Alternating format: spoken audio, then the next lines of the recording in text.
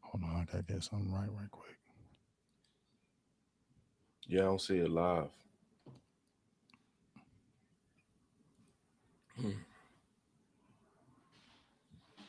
There it is. It says we're live.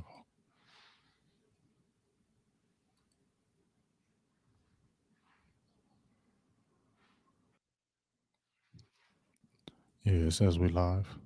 See it? Adam, can you hear me? No, let me Yeah, refresh.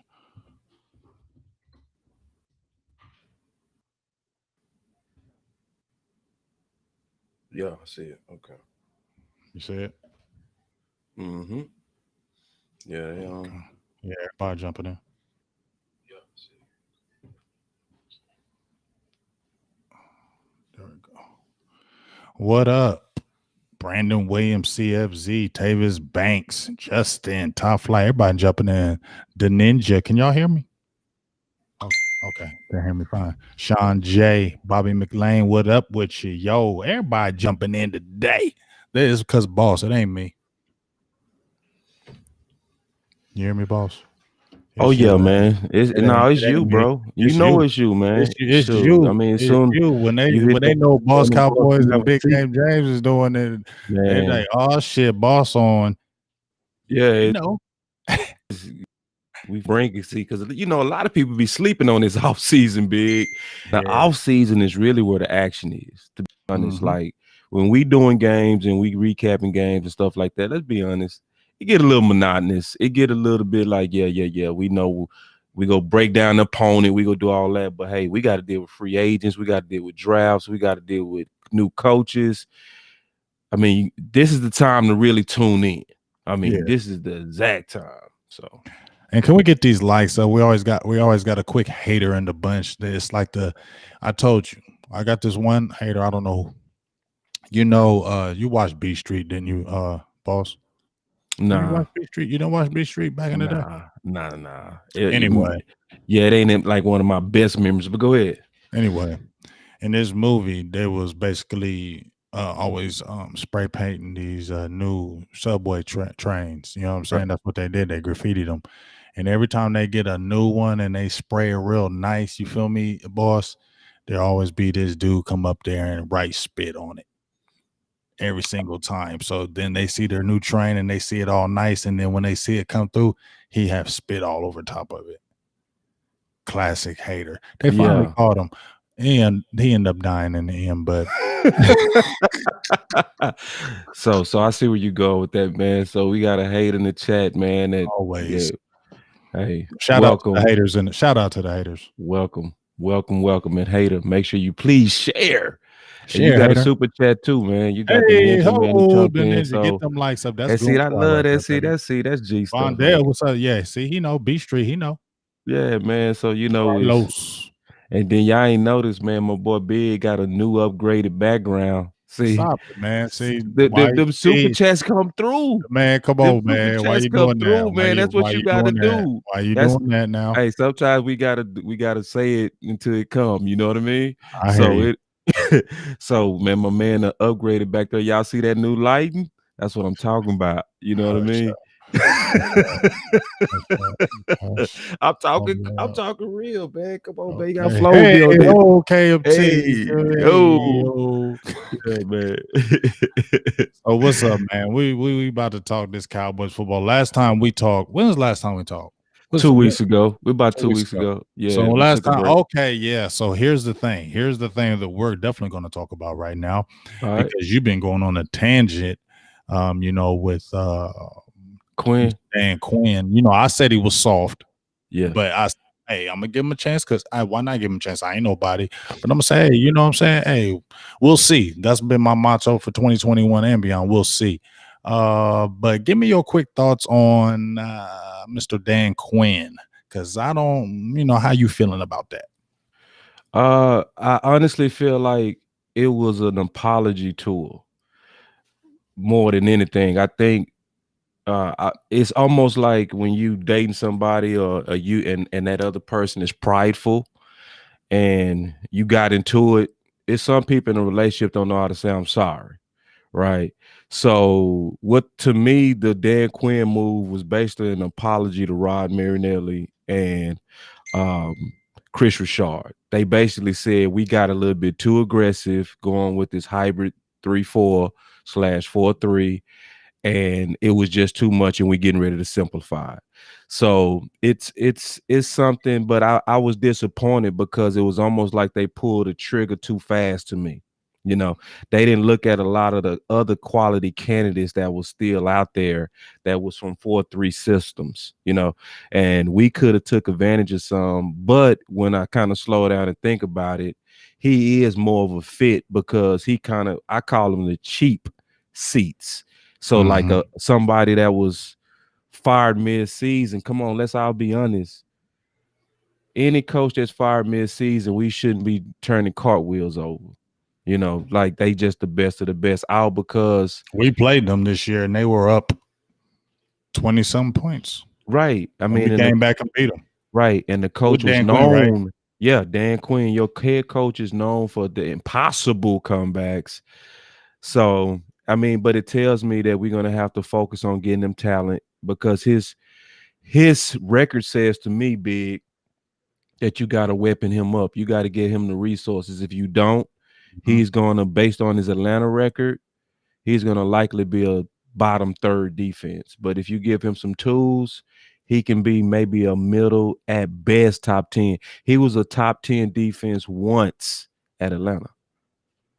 But everybody will go back to Seattle with him. But was that truly his defense, or was that Gus Bradley and him passing it on to him? Was that him implementing that? I don't know. It wasn't him because, those guys was drafted in 2011. Quinn didn't come into 2013. So he doesn't have the track record to say in our choir. Wasn't he there earlier and then he left and then he came back because he went to Florida because he left? Yeah, but he didn't draft those guys. He wasn't the guy that brought those guys in the building. And I'm not even really knocking him on that because I believe in our personnel guys. So it ain't, we'll go get guys in here. So I don't have to even worry about him being the best eyes in the room. We got a guy with good eyes. So I ain't really worried about that, nor am I going to knock him against that, whether he was the originator of the LOB or not. That don't even matter. But what I see is everybody has his back. That's a good sign to me. You know what I'm saying? It from Atlanta to the Legion to everybody. Everybody lobbies for him, even when he on the hot seat, which says to me he's a player's coach. He's somebody that they go play hard for. It's just that will we be able to win with him?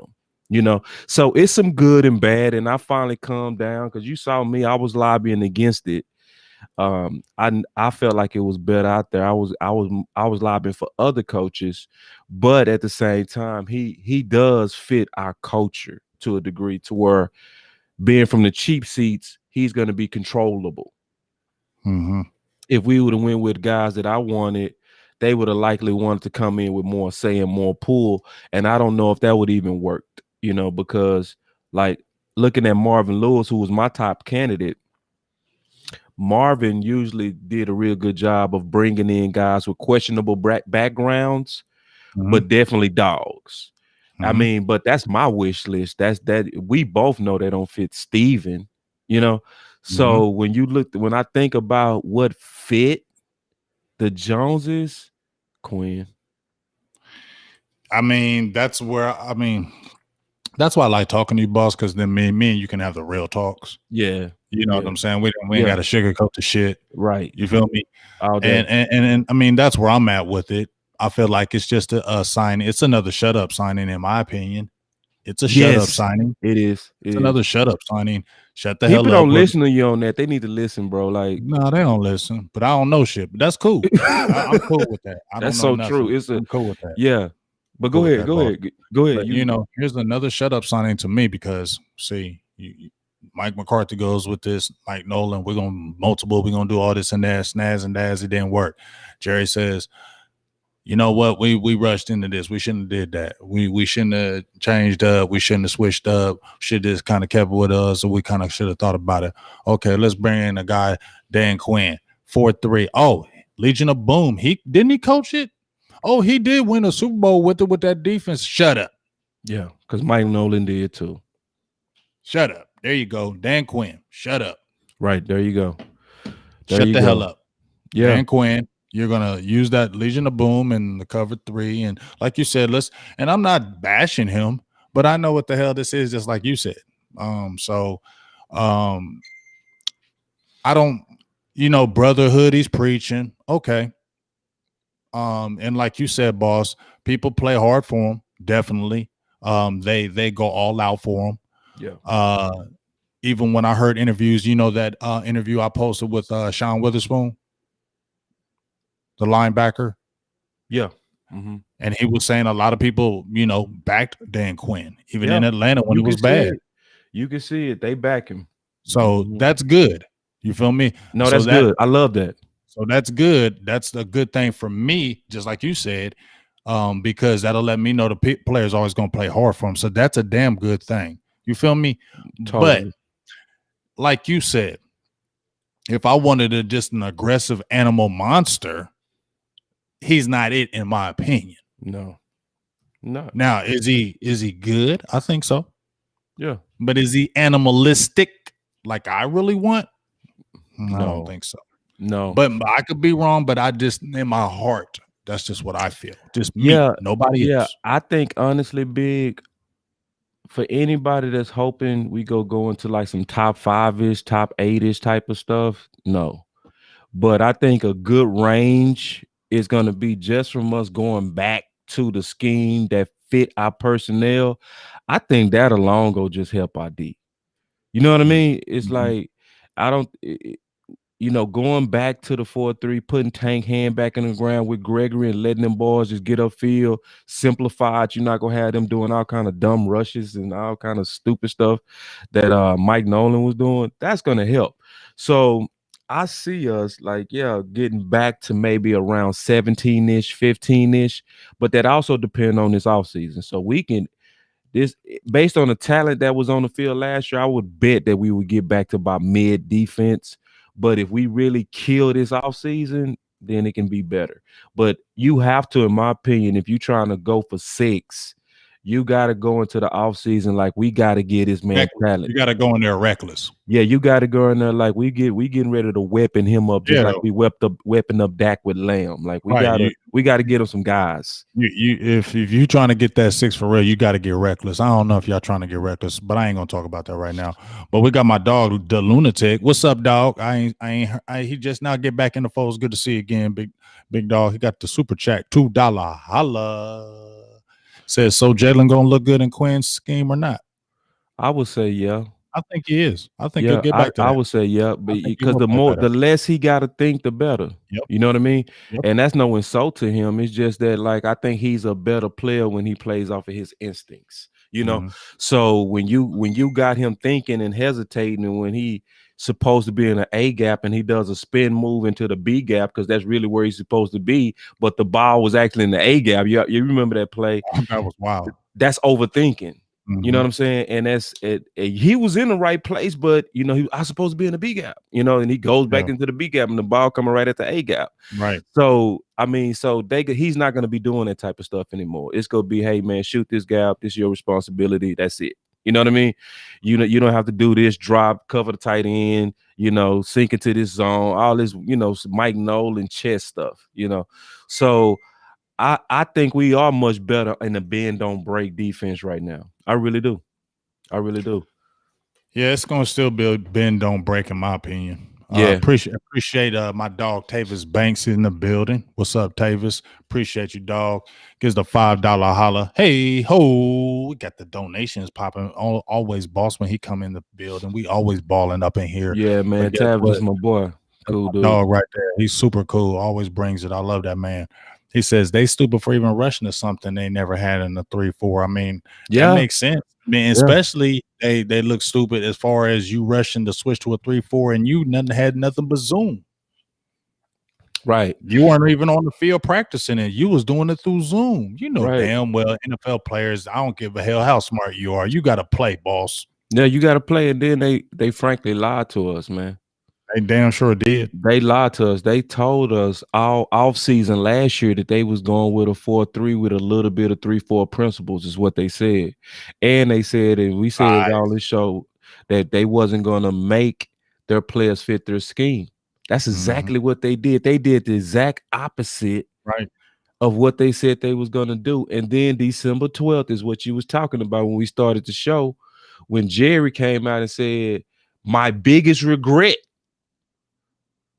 was overcomplicating the defense, and we shouldn't have went so. But you said our offseason you wasn't doing that, so it goes to you what you were saying. It's like shut up stuff. It's not like, and that also let you know that our voice matter, because it's a whole lot of people who think we don't matter. They think the fans don't matter. It's like, nah, you matter, man. You greatly Definitely matter matter. because that's why we get the shut up signings because we Yeah, definitely matter because they want us to shut the hell up because we right, grumbling. right, They hear right. the noise. They Right. The hear the lunatic talking. just dropped another $2, man. Did he? Appreciate that. Y'all keep dropping that. That's beautiful. Yeah, let's get that up there then. The Yeah, let's lunatic with get it, another man. $2 says a free agent signing that will show you or we are going all in. Yeah, but I mean, for real, dog, we ain't thinking that shit, boss. Mm-mm. Dog. Show No. me, like I said, we'll see. I'm not getting geeked on that. It ain't happened. We just Right. had Barry Church on here, dog, and he said the same damn thing. Like everybody's saying the same thing. We know what Steven do. So that's why, I be talking about Justin Simmons. I'll be because see, I don't want to be the negative guy, boss. You Yeah. feel me? Yeah, yeah, But yeah. it's like, why even talk about no jam Justin Simmons or Anthony Harris? Anybody that's over 10 million, why even talk about them? Why Yeah. talk about them for 3 months when you know damn well he ain't doing that shit? I'm not putting them in my book. I feel Like, you. I mean, What's it's the not that, point when you're yeah, not getting him? not because they're not good players. It's just that We're it not don't fit signing them. Dallas. Like, how can we talk about a Dallas Cowboy offseason guy and put something that he never ever even contemplates, even when it's in his lap? Even when it's in, so yeah, you're right. A couple of names just to talk safety just a little bit if you want to pivot Yeah, to let's it. talk Because we gonna about talk it. You know about we the don't give a hell. pros. Yeah, we finna Yeah, rock. yeah, yeah, yeah. So I Teach mean, me. it What don't up, have to Gambino? even be, because what frustrate me with Cowboy fans, big. Tell me if you feel me on this. We are starving for safety. We haven't had a really complete safety since Church, which I would say he was a solid complete, but not no star, but he was solid. He was a we good back there. We didn't have no words with him.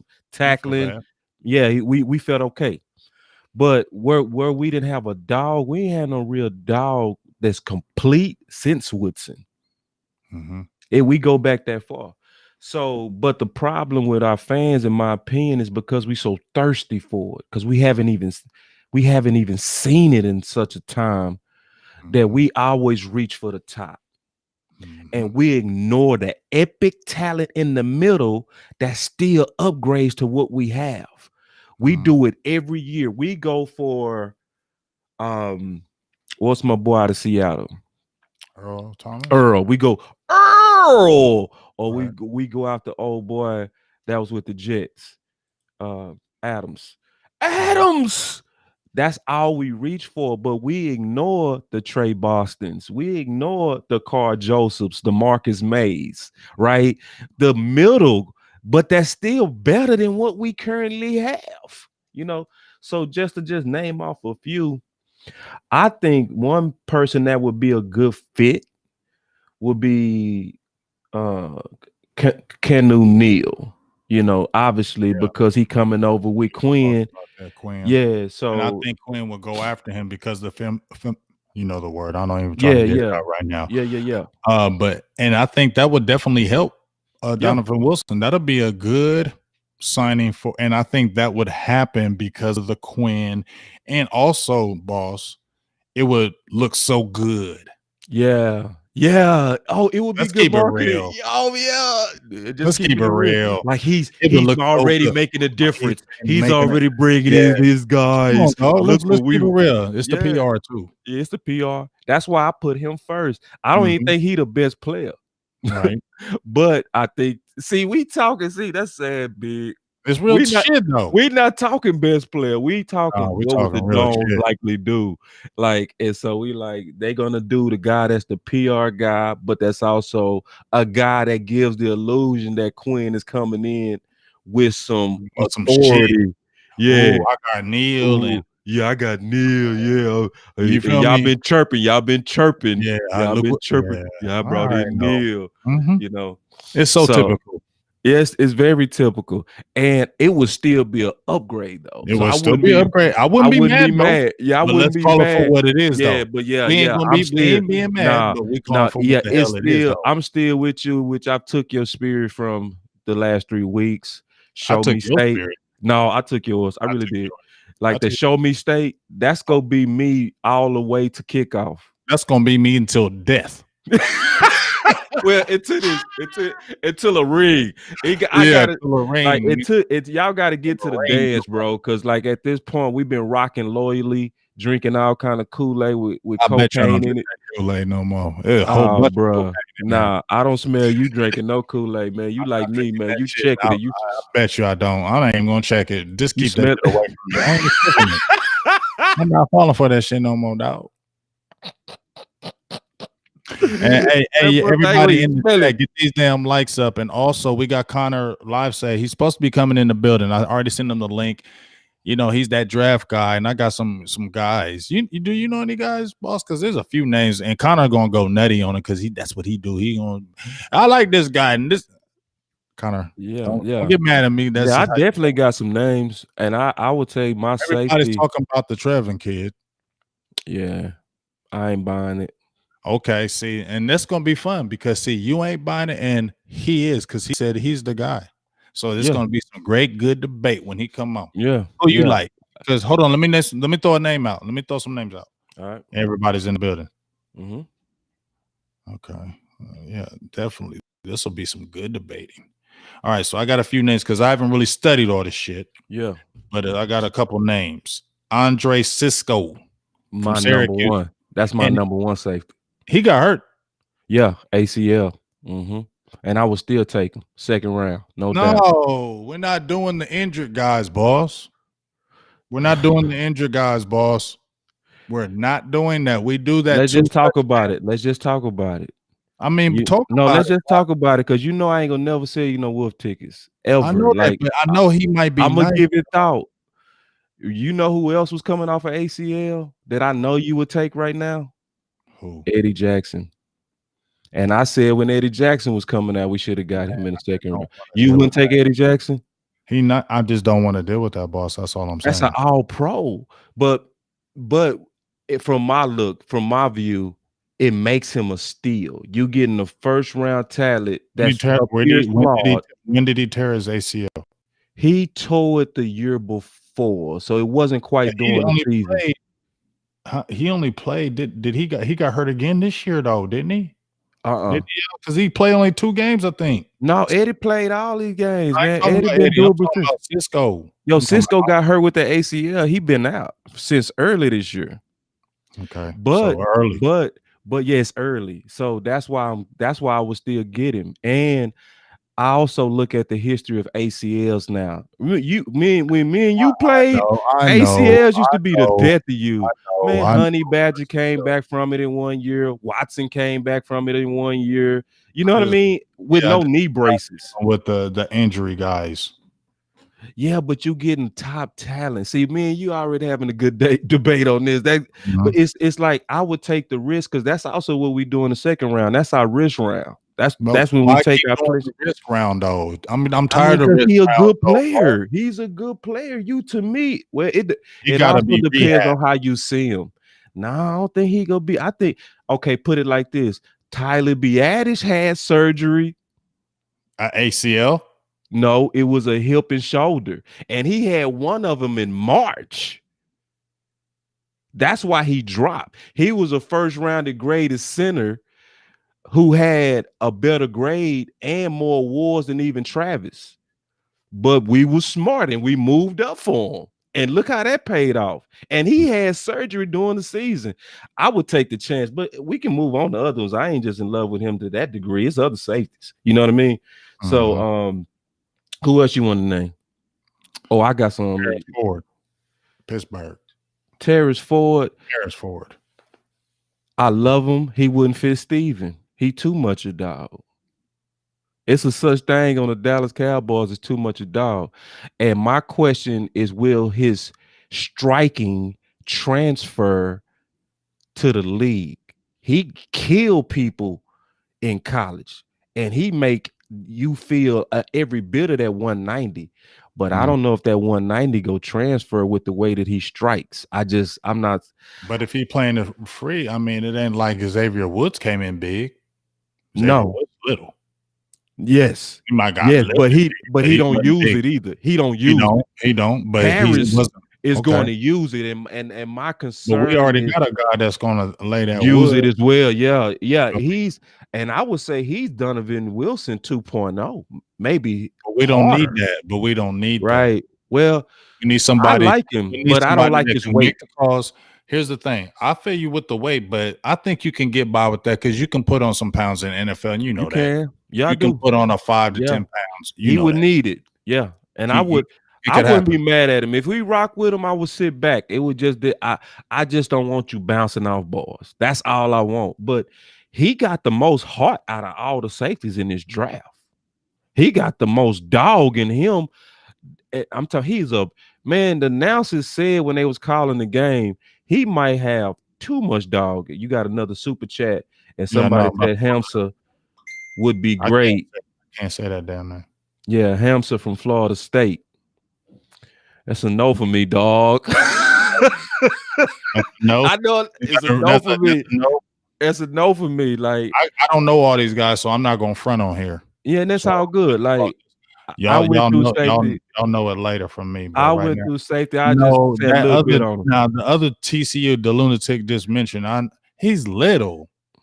Oh yeah, he 210. You talking about? Wait a minute, hold up. Oh, it's two safeties out of TCU. Two safeties. No, the other one's little. Yeah, you talking about Washington? Yeah, he little. Yeah. I don't want that.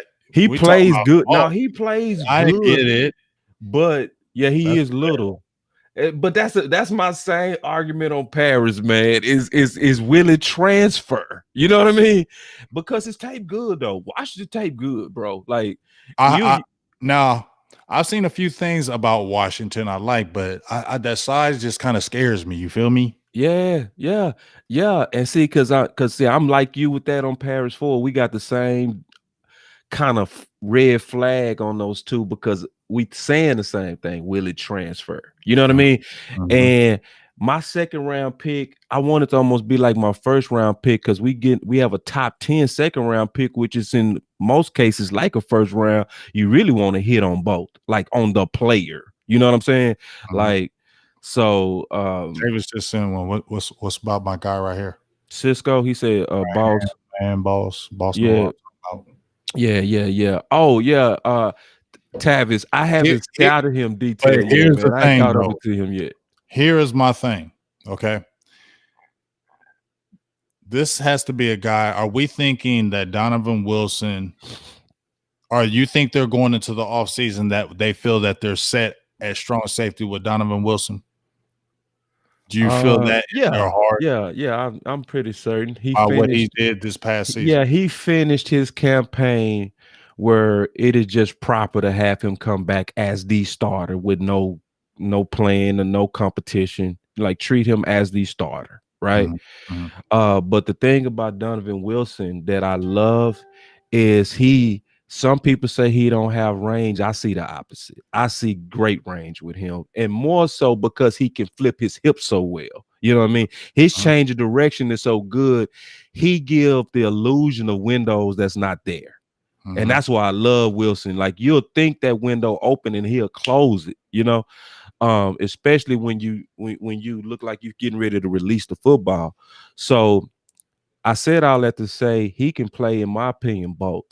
So if you want to move Donovan to free, you still can pick a strong. If you end up I getting don't a want to move Donovan to free. I don't think no, I'm he's with you, but I'm just saying he can. You know what I mean? he Like can switch because he he can played a switch, lot of and snaps. it'll He played still be 300 snaps at the free and like 200 at the strong. right. So So he it's can like do it. so, and you right. His best fit is being a down in the box Down more. in the I box agree. playing the No, wood. I agree. I agree. But I'm saying it gives us flexibility in the Right. back end. So, Right. like for instance, I'm gonna just flip and pivot just real quick All to right. a couple of free agents that I know you know. Okay. So, so we can talk about just briefly some free agents that can then flip him to the free. So Neil Wood from Atlanta, because he coming in as the strong, that would flip him to the free. And But how then old is Marcus Williams coming in, if we got him from New Orleans, which I love. you like you he's the true free. He's the here's the thing, okay, boss. Yeah. Let's talk. Okay. Our free that's here, okay. Yeah, I yeah, don't say he has to be a superstar. I'm not saying he has to be a superstar. yeah, But what I am saying, boss, he has to be, he can't just be a regular guy coming up in this piece. You feel me? He's got to come in, taking command and control. We need somebody like that. Not somebody that blends in and comes in and flugazy. We ain't got time for that no more, boss. So my thing between the Marcus Williams and the Neil, right? yeah. Who do you feel better at that could come in and say, hey, let's do it this way? I love Marcus Williams because he's a superior athlete. He's a superior athlete, but I to- feel like Neil is more leadership. And I do believe Neil is more leadership. You know, so I How guess how old is Neil? Neil is 26. That's not bad. That's He's been great. injured though.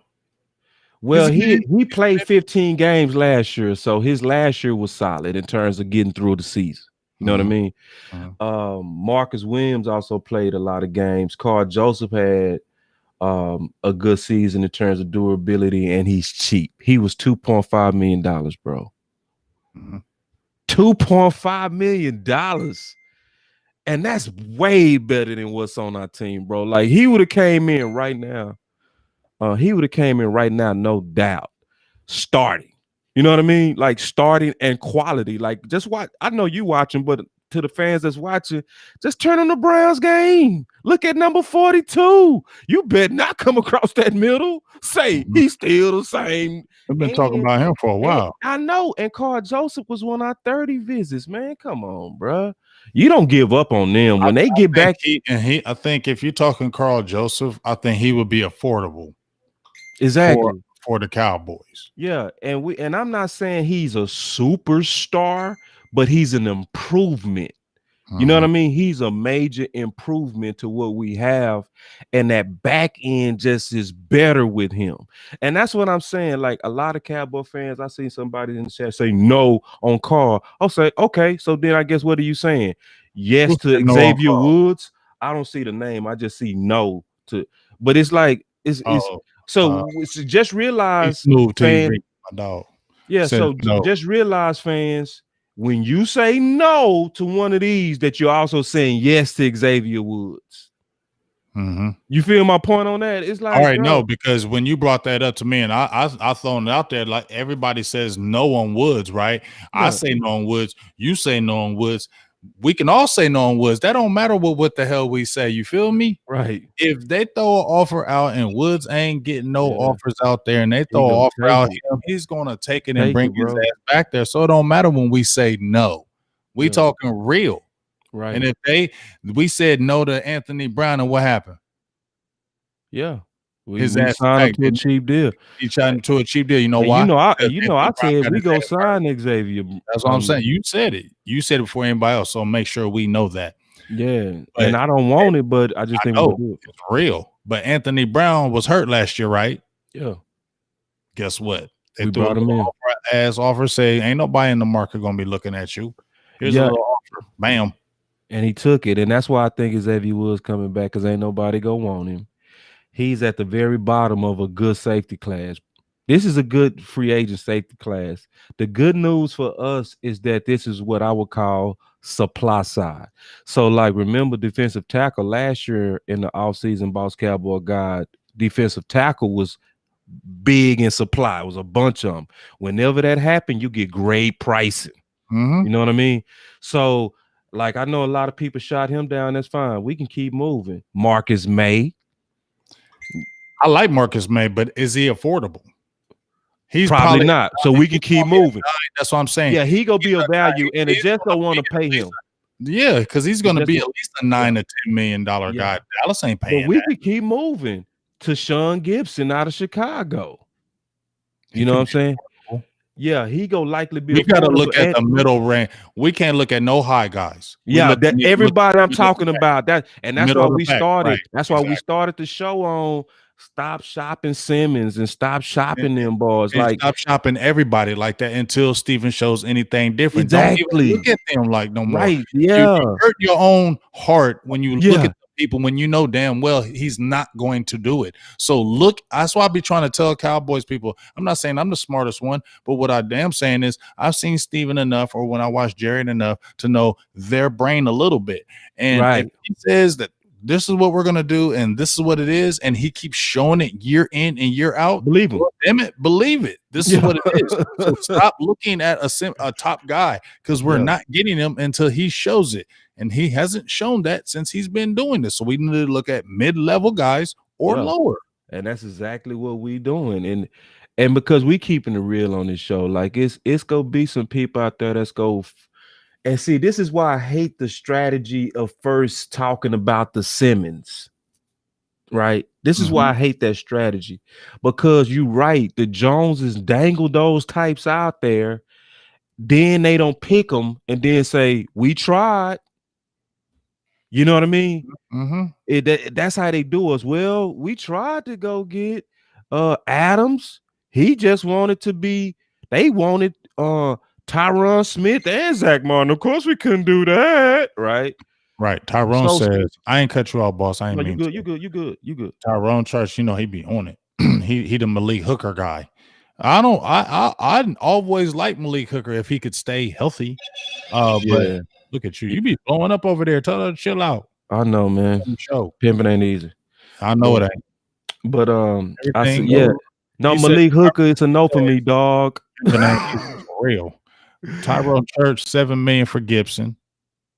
That's not bad. No, that's not $4 bad. million for Carl Joseph. He's probably looking at the spot right. That's Yeah, not bad, but that's great. Neil is $6 million. They'll definitely do that. Yes. I think honestly, let's keep it really real, boss. Yeah, Let's think that the Neil signing is probably going to happen. I would think so. I really would lean on that. 26, you play Yeah, with Quinn. I he's love your gonna- age, right? Come on. Yeah, Come and it on. fit. It fits.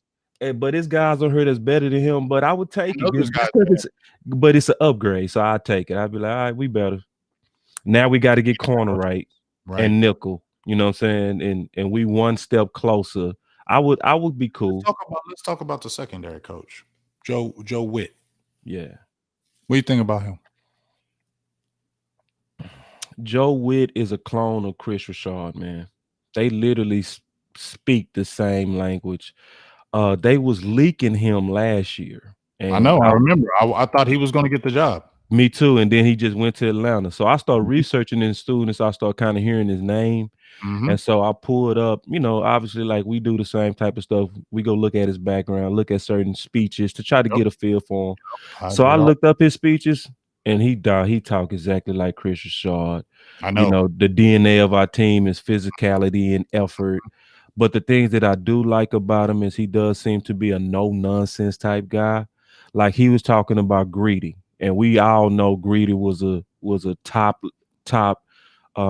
prospect coming out of LSU with corner. You know, the Cowboys loved him, right? And when he got there, they interviewed him as Greedy was coming in the building, and they talked about Greedy's bad film in college on tackling, right? And they said, so what are you going to do about that? He said, well, you know, if Greedy doesn't do it the way that we want it done, he won't be on the field. Now, this is Greedy who slipped in the draft, but everybody still had respect for him, you know. And coming in the door, he was like, I ain't treating Greedy like no better than anybody else. He got to come up to the standard.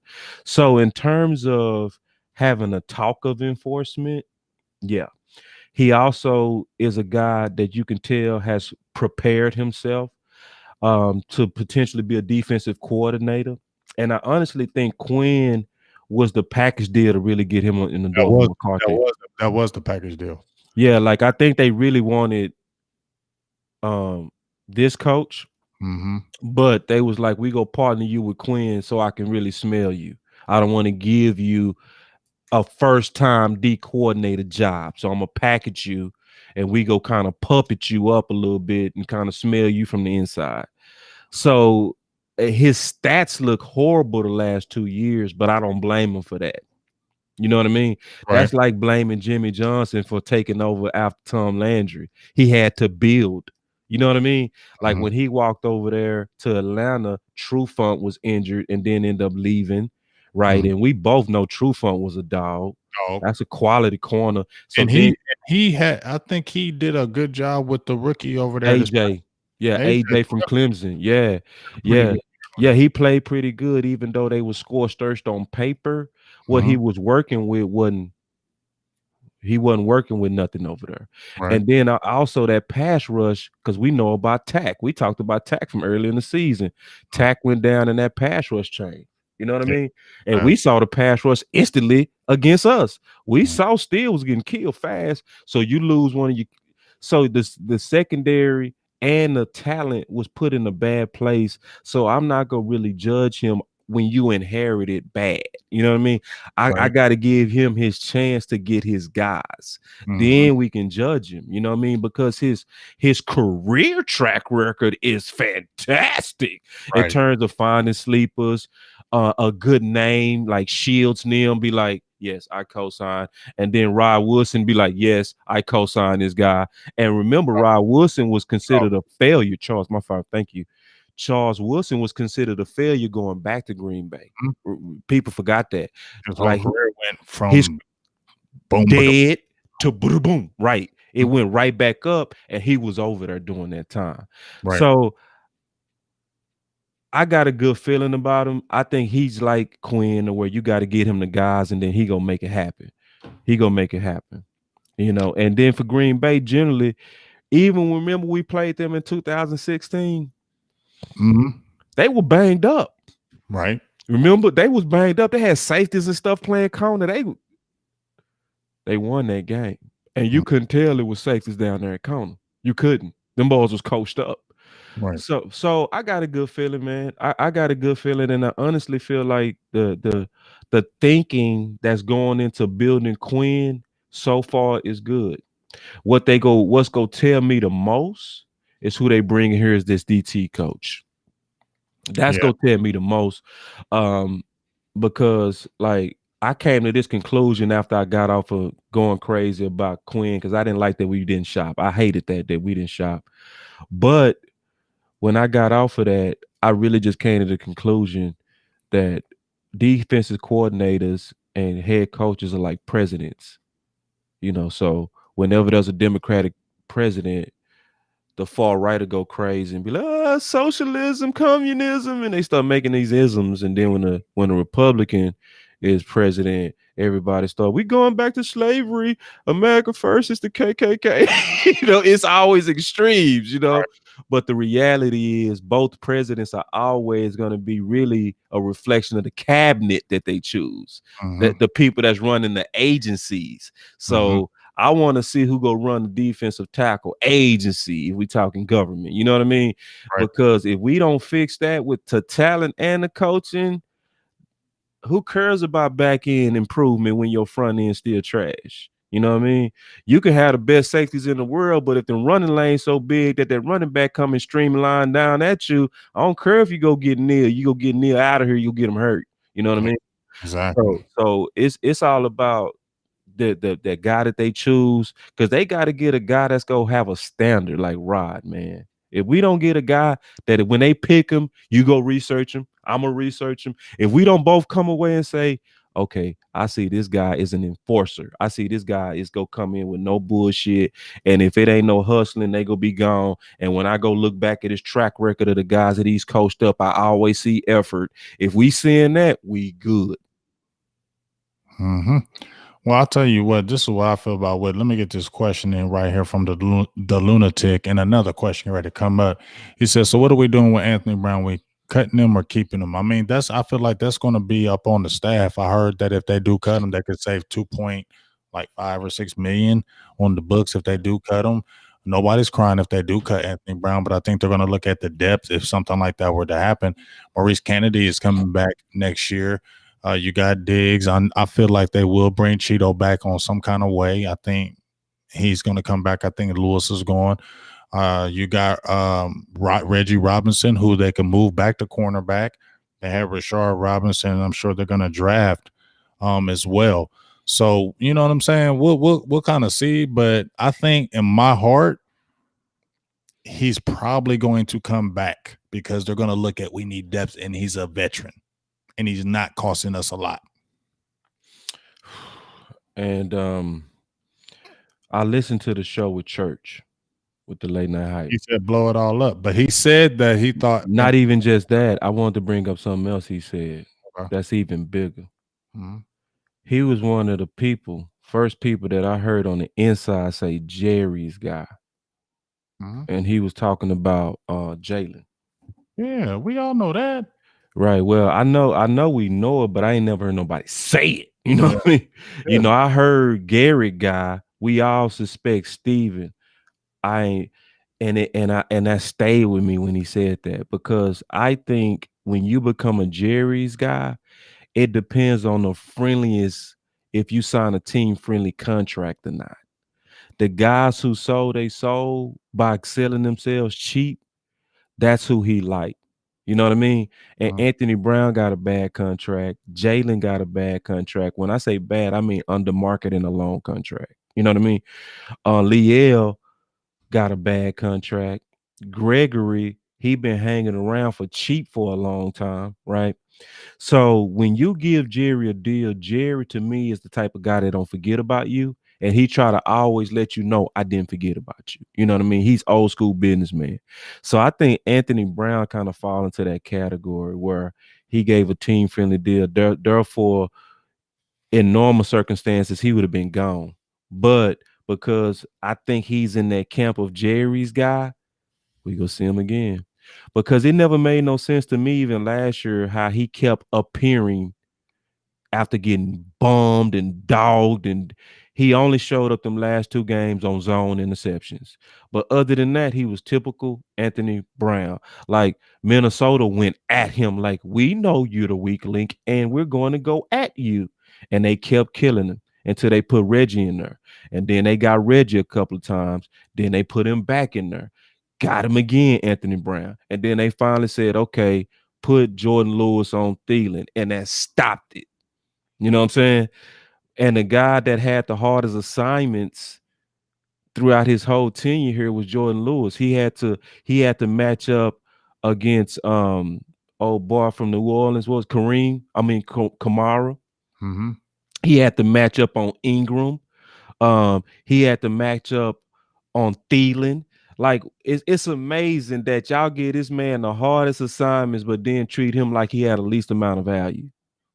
Right. You played him on offense. Like you give him all these exceptions to the rule assignments, but then treat him like he's not valuable. So, but yeah, so nah, I think Anthony Brown gonna stay, but it's gonna be over politics. And I think Xavier Woods coming back, and that's over politics. Well, I mean, here's my thing. We're talking about all these guys, right? And a lot of people hate Cheeto in here. Like they can't stand him. Nah, man, Cheeto did good this year, except for Cheeto, that. I'm sorry, this is just my opinion. You play cornerback at a higher level than I did. You know what I'm saying? Yeah. I'm not understanding. I'm sorry. I'm not going to go with everybody hating on Cheeto. Like, No. yes, he does need to do some things, but I'm sorry. I can't hate on him like that and say he's trash. I just can't believe what y'all saying. Y'all hating on him like that. That's cool. Y'all got your own opinion, but Cheeto's a good cornerback. Yeah. I don't care what y'all tell me. He's a like good cornerback. And when if you was asking him last year, was he was a safety? I was agreeing with you. I was starting to, because I didn't agree with it at first, but he played safety-ish last year. Now he played cornerish this year, bro. He was sticky this year. He's not. He's always sticky. Look, we talked about him didn't have his head back. I mean, the last few games, he turned his head around. He Yeah, he did. attacking the ball. He doing what you want him to do. What the fuck? I mean, I don't know what the Yeah. haters for this man for. I Nah, don't get it. nah. And I just feel like a lot of y'all are wrong about him. If he Cheeto went somewhere else, I think he'd be I think he'd be not like, ooh, Cheeto. You could be a solid starter. He'd be a damn solid starter Yeah. in the league. If we get Cheeto back, we good. I feel good if we get Cheeto back. Like, if we lost Anthony Brown and Jordan Lewis and we kept Cheeto, I would feel good about that. Yeah, we just need a nickel. And we might already have it. No, you know what I'm saying? You could put Cheeto. You don't think Cheeto could play a nickel? I think so. I think Jordan Lewis was better, but I think he could get in there and defend them two-way players. I think he could, because if you get another dog corner, let's say we draft a corner high, you get another dog corner pairing with Diggs, and then you cut Cheeto and put Cheeto in the slot, and you can still blitz him. You wouldn't like that? Yeah.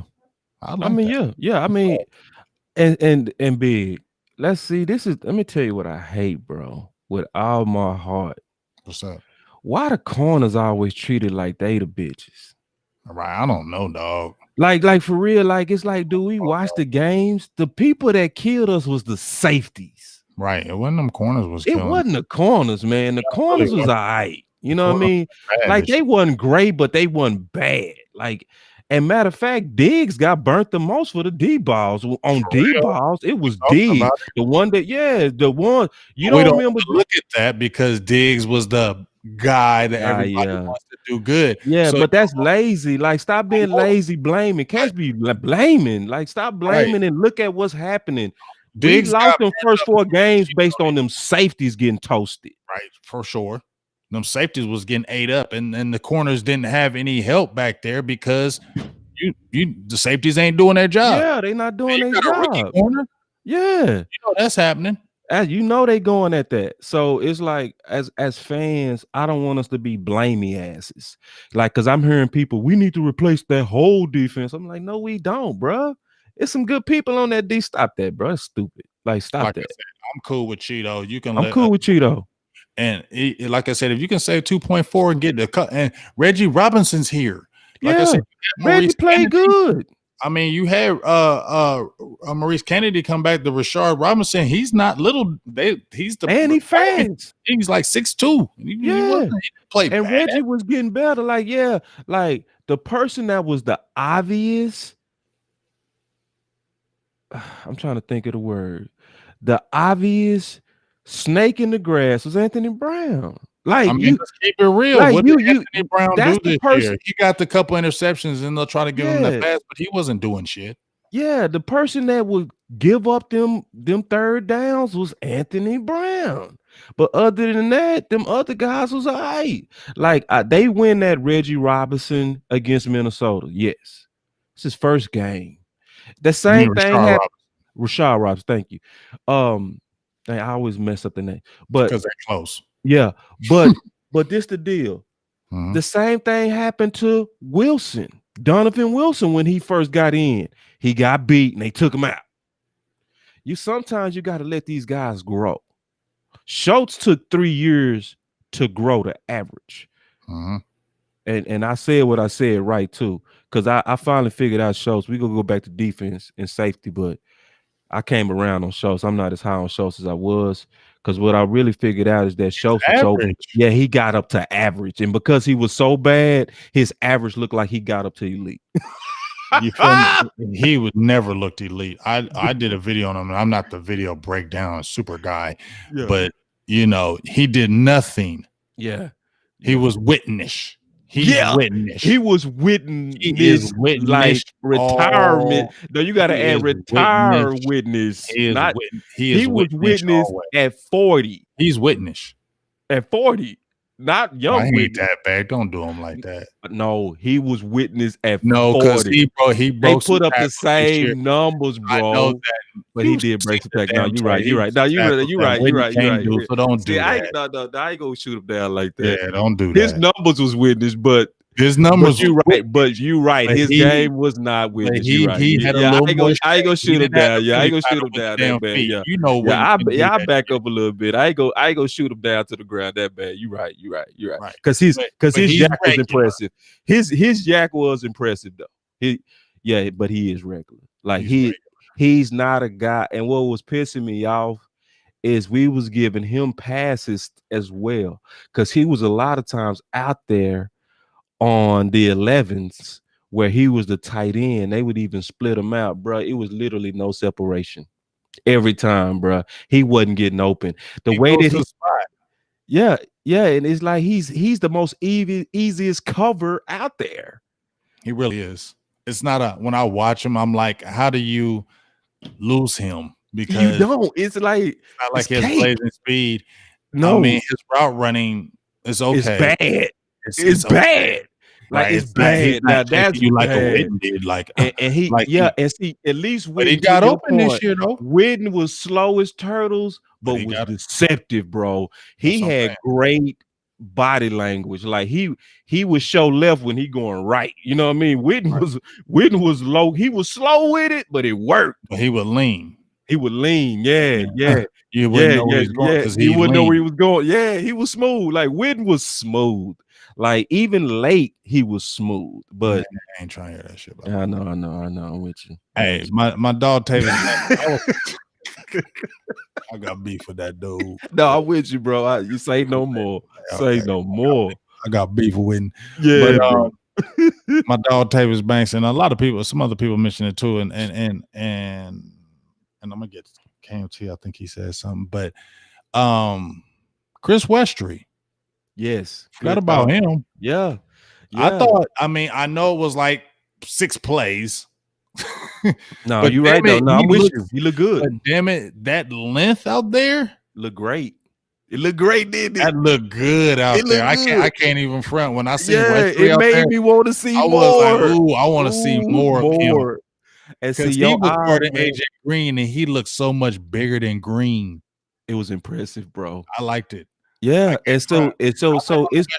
But I was like, he probably never gonna get no work because everybody always throwing. But here's the thing, though, boss. See, here's the funny thing. See, when Brian brought us, I ain't calling them out because I love them.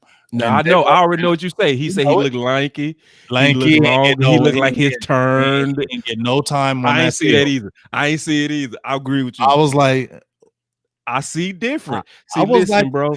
I know you brought this, but I was like, I'm not feeling what you're saying about you Westry. was right on Donovan Wilson when you asked him. Yeah, I asked him. You said, "Hey, man, what's up on Donovan Wilson?" They're like, well, there's a reason why he's not playing, and the reason was politics. Let's be honest. The reason was when they said something about Westry. I was like, okay, maybe I was falling for it, but in my heart, I was like, no, I'm not seeing that because I was out there and I seen them live. It's a couple of more you gonna be right on. Asking about a nah, you gonna be right on that, bro. A nah go finally hit the field, and we gonna say what took so long. Westry, look, Thurston says he got stiff hips. What makes you say that? Have you seen him? I seen him. I don't see that's stiff. That's not true. I don't see stiff. I don't see stiff at all. Like, and I played corner. I know what stiff look like. He was. I didn't know stiff. No, he's not. He's not stiff. He's actually fluid for his size. He's so long. Yeah, it's just that he's long, right? So it looked funny. It's almost like Dak. Like Dak, he looked funny, but he throws good. You know what I mean? He got them like his feet like duck. He walked like a duck. The Dak got an ugly walk. Even in college, but he played good. Yeah. Even in college, the thing is, in college they let him freelance. He played a lot of zone in college. He wasn't physical. His downfalls were he wasn't physical. He wasn't physical. No, he didn't put hands on you. He was grabby in coverage. That was his problem. But he was never a guy that if you turned and went deep with him, you were beating him. He could open his hips and turn. He's not a stiff hip dude. It just looks weird because he's so damn tall. Big, yeah. If he honed some good technique, somebody really worked with him, dog, when he was going against AJ Green, I know it was on a couple plays, but he was on AJ Green. And it's hard to throw on 6'4" corners. See, that's why it's hard to throw on big. 5. Yeah, it's hard to throw on them because that ball got to come down. over them, especially if you're trying to throw a fade. Like over a little guy, it's easy to fit that ball in that bread basket. But when you got to fit it in the bread basket and over a rangy guy, it don't even look like, just imagine yourself being a quarterback and looking at a guy trying to throw in his, but the guy next to him 6'4". Your eyes ain't gonna say, I can get that ball in there. You know what I mean? They be wild in the chat, dog. Oh, he tripping on Westry? No, they just be wild in the chat. AJ Green getting old. AJ Green still nasty. You see, you gonna sit there and say AJ Green weak? He had injuries. I mean, we can only judge what we saw. Like we saw 6 plays, and those 6 plays look good. And the more plays, and every time I see plays and I say you looking good, I'm only great what I see. And I saw Chris Restry also at training camp. I did too. I saw him up close. I saw him up close. I saw him up close. And I was with a trainer that we go bring on the late night hype eventually. Likely Ronnie Braxton. Mm-hmm. And it was the first time I even met up with him because he walked in the building. I was like, "What's up, homie? Man, been a long time, you know, whatever." Mm-hmm. But he's a professional trainer. He was actually up there to scout one of his guys that he was training, right? Mm-hmm. So we got to talking ball, and so he was telling me what you said. He said, "Man, Woo's a safety, bro. I trained him. Trust me, he's a safety." And I was like, "Nah," but we was debating that, right? Safety for him for the longest. Yeah, so he was agreeing with you. He didn't even talk to you, but he was saying, "I think he's a safety, bro." I was like, "No, I think he's a corner." We were arguing about it, but then because we was watching them in one-on-one, right? He's so good. He's so much better when he's facing in front of you and he can see what is going on. And this is what impressed me like hell. So I'm sitting there with the trainer, and Westry come up, and he was guarding. What's the guy that went to the Texans for us? I'm doing bad on names today, bro. Cobb. So he line up on Cobb. I know Cobb nice. Like he ain't no killer, but he got a league rep for a reason. He go do his job. He's a pro at receiver. So I'm like, all right, let me see what this dude go do on this vet. Man, he didn't let Cobb off the line. And he did it 3 times in a row. And I'm telling you, as somebody who played Division I football, that is hard to do it. It's almost impossible. Because you just imagine the receiver got all this space to get around you. Mm-hmm. And he didn't let him move. I said, bro, that's a weapon right there. I said, that's a press man weapon. Like if you trying to disrupt timing, put a 6'4" dude on him with a 7-foot wingspan. He gonna have trouble getting around that. Just trust me. So like for the people that's knocking Westry, I don't know why. Because sometimes you do get hate on that. I mean, you want him to succeed. Like I want to see more. We want to see more of him. You want him to succeed. I was frustrated that he got hurt so easy. But I figured, it was too good to be true. But I'm sorry, I seen that length and I seen him going against that. That got me excited for some potential, what we can do. We don't want to just throw him away. We don't want to just say he's trash. Somebody I think William Anthony brought up that he lost his starting position in Kentucky. Yeah, because he mentally, I seen how he was mentally. He just sometimes just seemed like he just does his own thing. And then the other dude he lost it to was a dog, Lonnie Johnson. Yeah. Lonnie Johnson was 6'4", ran a 4.42, second round pick, should have been first, killing down at the Texans. So like, listen, man, me and Big Games, we know who y'all talking about. So let's not act like anybody replaced him. Now, Lonnie Johnson is nice. And he was just as big. It was 6'4", and another 6'4" guy took his spot that was just better. Period. You know what I'm saying? So now I ain't gonna knock him for that. It's like a freak had to take your spot, fine. Just like it was at one time, just it's a wild example, but it's still relevant. Steve Young was sitting behind Joe Montana. I mean, we've seen that time and time again. That happens. Like so because you're on the bench don't mean you're sorry. We need to stop saying that, bro. Right. Rick Favre was on the bench before. And just because you're on the practice squad don't mean you weak. You feel me? Just might just Cole Beasley was on the practice squad, man. I mean, church. So let's just wait and see. You never know what can happen. You to your point, Big. You get a Witt in there because here's my point. When you talked about Witt, that we can pivot to it right quick. Yeah. Because Witt is, I feel like he's a guy that can really teaches, and I feel like I feel like just from listening to him in his Yeah. videos and watching him, he's an accountability guy and he's a no frills guy. He's not Yeah. going to baby you from what I've seen in his videos. And I can kind of tell, not just in his videos, I kind of can tell just by looking at a person, how they really kind of are. And he just seems like he's, he'll work with you. But hey, if you ain't getting it, man, we're going to move on. Yeah, that's him. I don't got time for this. I'm going to teach you this. You're going to learn it. You want to come hard work. If you don't do it, then we'll pick somebody else. And I feel like he's that type of guy. And I feel like he's going to bring that type of attitude. And I feel good about that. Yeah. And just like you said, I don't hate on the signings. I feel good about them. As far as, what the Cowboy way. I still want more aggressive, but we'll see. But I think that's a good addition to the secondary as a whole. And just to say one last thing, Connor hit me up while we've been talking, and he said he was going to be in here in a minute. So we'll be seeing what Connor's got to say. I'd like to see y'all go back and forth on these draft guys. That'll be funny. But I just what to say of the Cowboys is kind of like, I'm not surprised by these signings. You feel what I'm saying, boss? Like, these are signings that I thought Cowboys wouldn't do. I'm frustrated. It's safe. It's very safe. Safe. And it fit Jerry too, where he Jerry is right life. Now. He's in. I mean, dog, we're hitting it right here on the nail.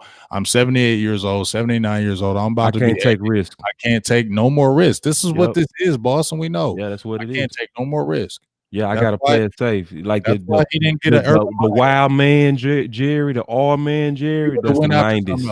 He would have went after something else. Now this Jerry is let's at least get it back to Rod and Chris Rashard. That's what this pick was, and I ain't even too mad at that. Really, I ain't mad at this. I'm not. I ain't too, because like I'm like you, where I would want them to hold their nuts, for lack of better words, and say, let's go get some real killers in here. But right now, they more so on like they looking at it like we overcompensated. Let's just bring it back. And that's what it is. We sitting in the exact same defense of Rod Marinelli now. We sitting with the same type of coach that was the defensive backs coach, Chris Rashard. We just went back. And I think it's gonna be good. Now, what's gonna say if we go to a whole nother level is gonna be the talent that we put in here. I don't know if we're gonna go to a whole nother level with this staff. You know it, and I know it. Come on, dog.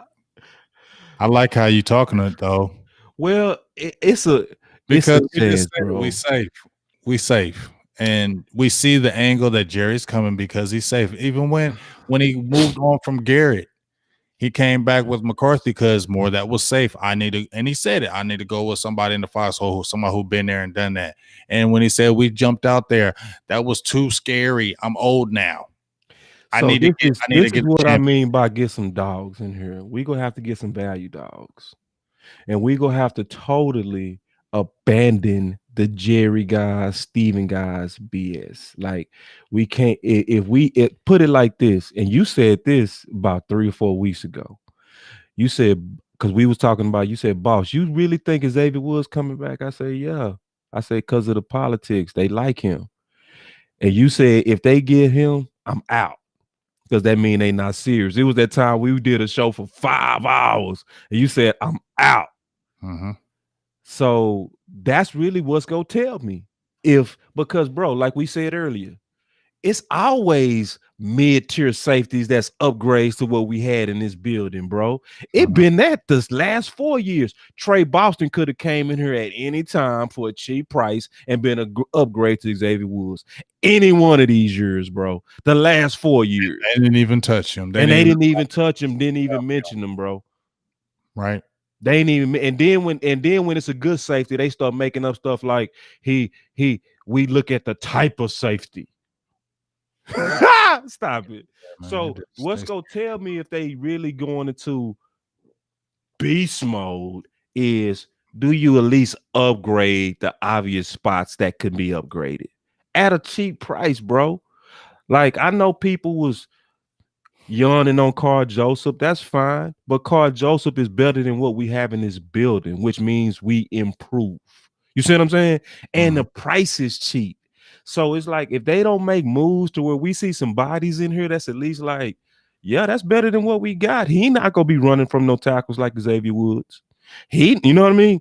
That person will at least get him on the ground. If they don't bring in those types, I'm gonna be just like you. I'm out early. I'm out. This is Kool-Aid with cocaine. This is not real sauce. This is fake sauce. This is off-season hype. This is that off-season lie stuff to get us to buy tickets. Just like because we was doing shows before the season kick off. I ain't Come gonna on, never dog. forget this You already big. know it's already coming. You already see the setup, don't you? Yeah, I see it. Just like they did us with Thompson. People They don't want to did us listen with to the Thompson. setup. And I see me and the you was setup already looking at how that this is Thompson already before the going. season started. We was saying You got Thompson, Quinn dog. Neal's coming. I already see how they're gonna do it and how they're gonna spin it to us, dog. Ah, They ain't slick no more, man. I watch them. yeah, Y'all yeah, ain't fooling me. You feel me? yeah, I'm yeah, not getting yeah, excited about it. Let's yeah. show me. I mean, we'll Show see. me You fate. feel me? Yeah, Because at the end of the day, we've talked all this and that, and nothing's happened. My dog Showtime with the 53. $5, I see. He always gonna be coming through. What's up, my dog? He always coming through and showing love. He said with that Quinn and Whithire, when we using when you're using those simulators, what type of players are we drafting? 4-3 cover three guys? Yeah, I mean, yeah. I think Go they're ahead. definitely they're definitely gonna have to go what Quinn goes with. That 4-3, the cover three looks to cover one. They're definitely going to be a zone type. I feel like safeties. If they get a safety, he's going to have to be a zone type guy, guys that can do boundaries. I don't feel like there's going to be a lot of man to man principles now. I feel like it's going to go just like you said about with the Marinelli. We played heavy zone in Marinelli. We manned up if it got really bad. But for the most part, we played in that zone and we relied on that Yeah, front. bend on break. Yep. We relied on that front and try to get, they played in that Deacon defense, that 4-2-5, and it was heavy. It was heavy nickel, it was heavy dime. That's what they just ran the whole time. So, I mean, we'll see. I don't even know how they're really going to go in the draft now that you have Quinn and Witt in the building. Are they going to have any kind of say in there, or is it just, you get what I'm saying? So it's a lot of Yeah. kind of unknowns. If you're at this 10 and you stay at 10, I definitely don't want you to reach for a defensive player. Please don't. I mean, like I said, is it going to make a difference that Quinn is and Witt are there now? I don't know. Yeah, and to answer that question, the way I see it is, it's way easier to build now than it was last year, because last year they was talking about 4-3 and 3-4 hybrid principles, and Big James and I did a show and we said we ain't got enough linebackers for all of that. Like, Right. we said we ain't got enough linebackers for these Right. 4-3-3-4 principles. Who the 3-4 linebackers? Mm-hmm. You know what I'm saying? And do they really fit? So, but now that we drilled it all the way down to a 4-3, it make your drafting and acquisitions easier. You know the exact types you want. You want DNs that can get their hand in the ground. That's gonna have some good counter moves. That's gonna have obviously good bend. Because the 4-3 is more so built off the talent of your edges and trying to keep those guys free to make plays. That's the real principle of the 4-3. Right. It also allows the middle players to do basic stunts, not no major stuff, just basic stunts to just get them balls going upfield without a lot of thought. So it allows your guys to play faster, So that's gonna help us acquire. Then cover three is not complicated. Cover three is basically covering the deep thirds. So everybody got a responsibility that's a third of the field. So it's no such thing as a deep third corner, because you can go out there with old knees and play cover three, because your responsibility is just that everything. Yeah, everything deep. You have no short zone responsibility. So just to explain that, there's no type for that. You know what I mean? The only thing I would say is it's a certain amount of intelligence that can happen and help in a cover three, like baiting the quarterback. Like, for instance, the things that all defenses have to cover principle wise is what's called 4 verticals. So, and this is the principle of defense and scheming. Whatever you draw up on a scheme, it got to be able to stop 4 verticals, or it's a weak defense. That's the bottom line of whenever you draw up a defense, right? So this is the thing about the cover 3. If you have 4 verticals, that means it's 4 people going straight downfield. nothing. They just going straight downfield. 4 people going straight. That's 4 verticals. What you do in the cover 3, if it's 2 in your zone, you split them. Okay, you split them, so you play right in the middle of them as they're streaking downfield.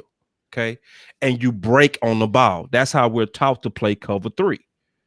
But Sherman brought another level of intelligence to it. What he did is he wouldn't go right in the middle. He would actually lean on one about 20%, which would give the look to that quarterback that a receiver was open, but he was only showing them a look like that receiver was streaking downfield and open. So what he would do is he would 20% shade to one side and break on the ball and get a lot of his interceptions this way. That's how a lot of people don't know. Sherman got a lot of his interceptions in cover 3 zone. So I hated when Sherman, when he broke that down, because I knew in college I missed out on interceptions because I wasn't doing that. You know what I mean? It's smart. So if you got a real smart corner that can bait in cover 3, they go get picks. Especially going against a rookie quarterback, because a rookie quarterback, you can show them looks and they'll fall for bad looks. A vet go be like, he baiting me, and he'll check it down. You know what I mean? So anyway, yeah. So So now, Richard Sherman, because I know my dog Mike White, he brought it up, and Wink is in here in the building.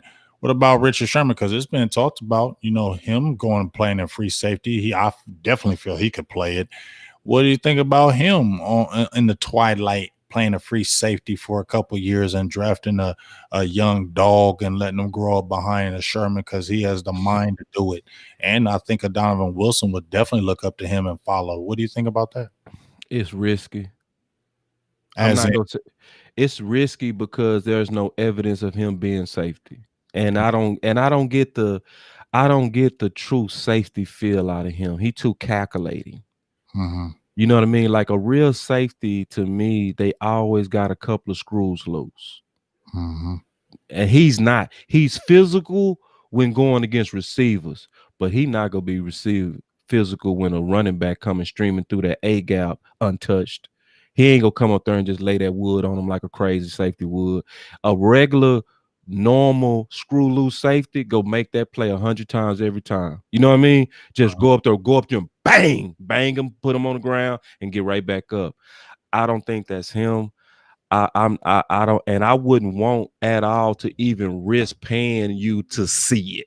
It's too many already good safeties that we can hire for cheap than to go get Sherman and say, let's go experiment. Like it's already like 10.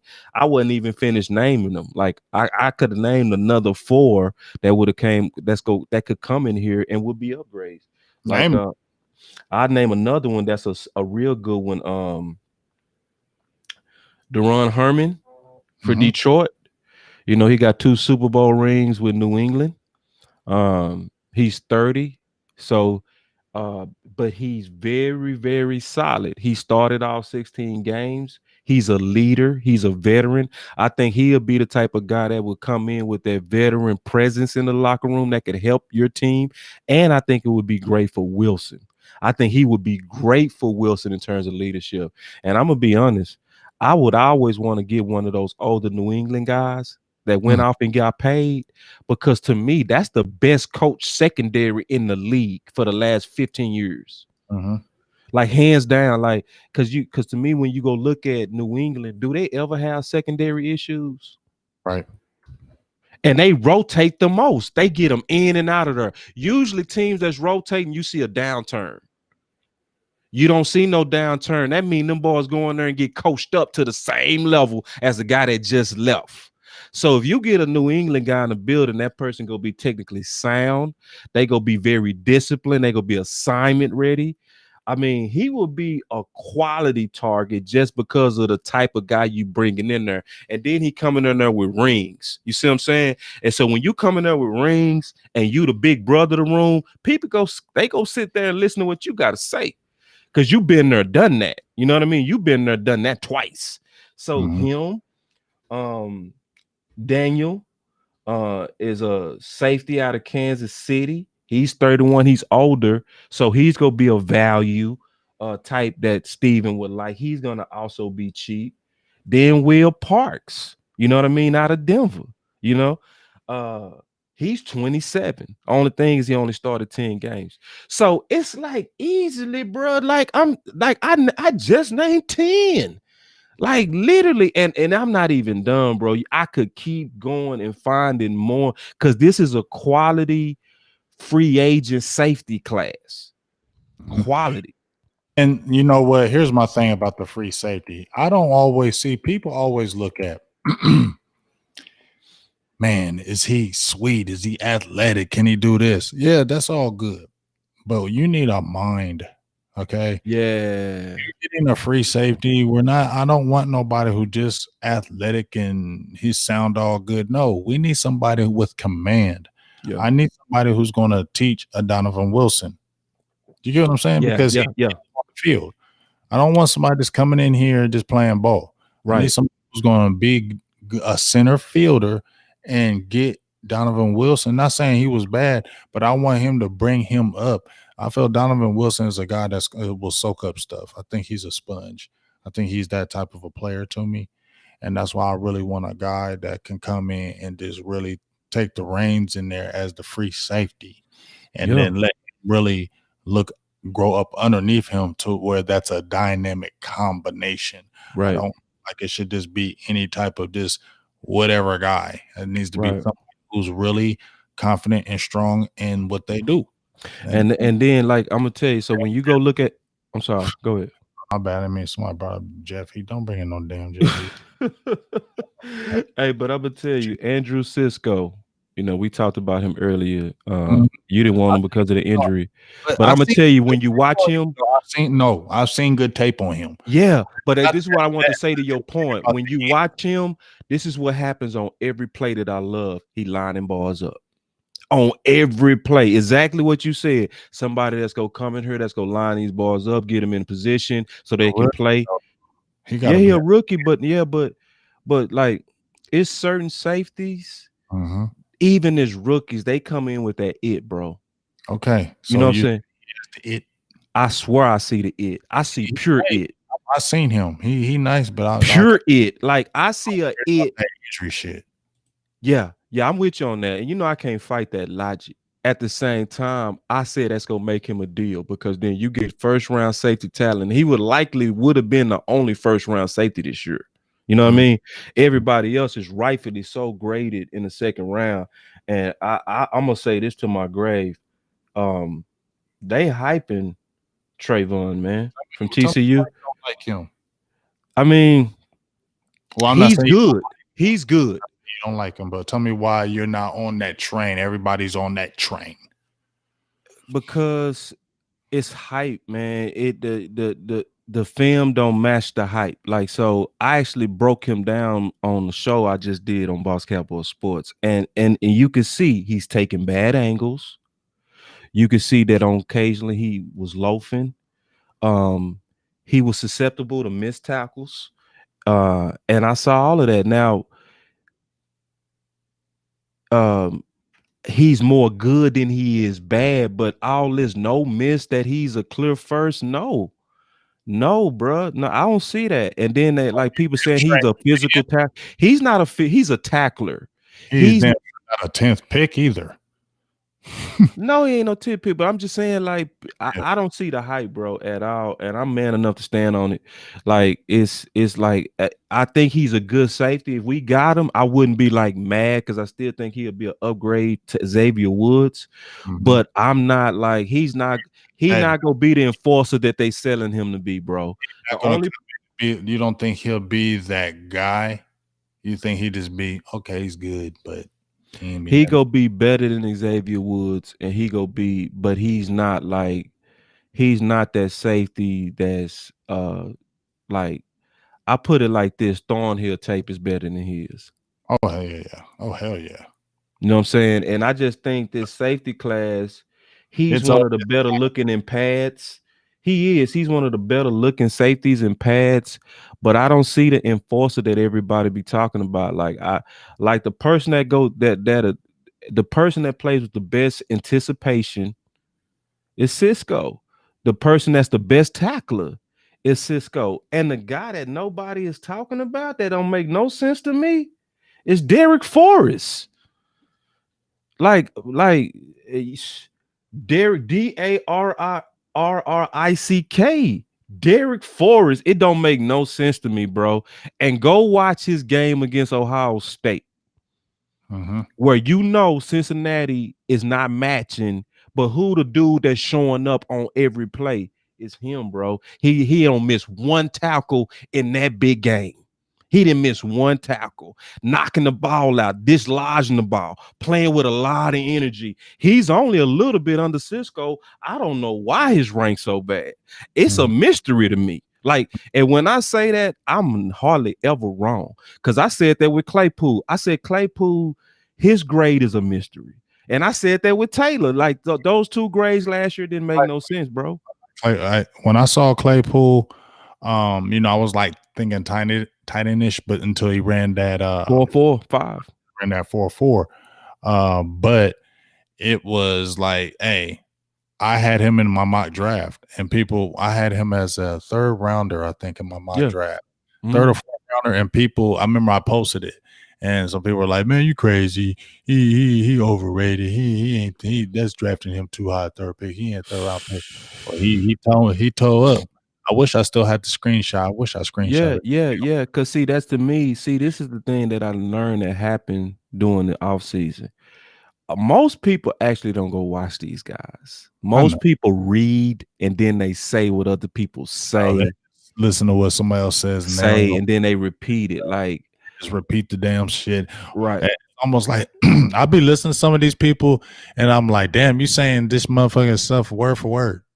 Exactly. I have seen that. I've seen it. Y'all say Yeah, that. where you say exactly what somebody said and You just said pretend that. that you originated it. Yeah, Like, pretend nah. like you watched it. You didn't watch Yeah. none. But I said that. I said Claypool didn't make no sense. He destroyed the Senior Bowl. He Mhm. destroyed the combine. He had fantastic film.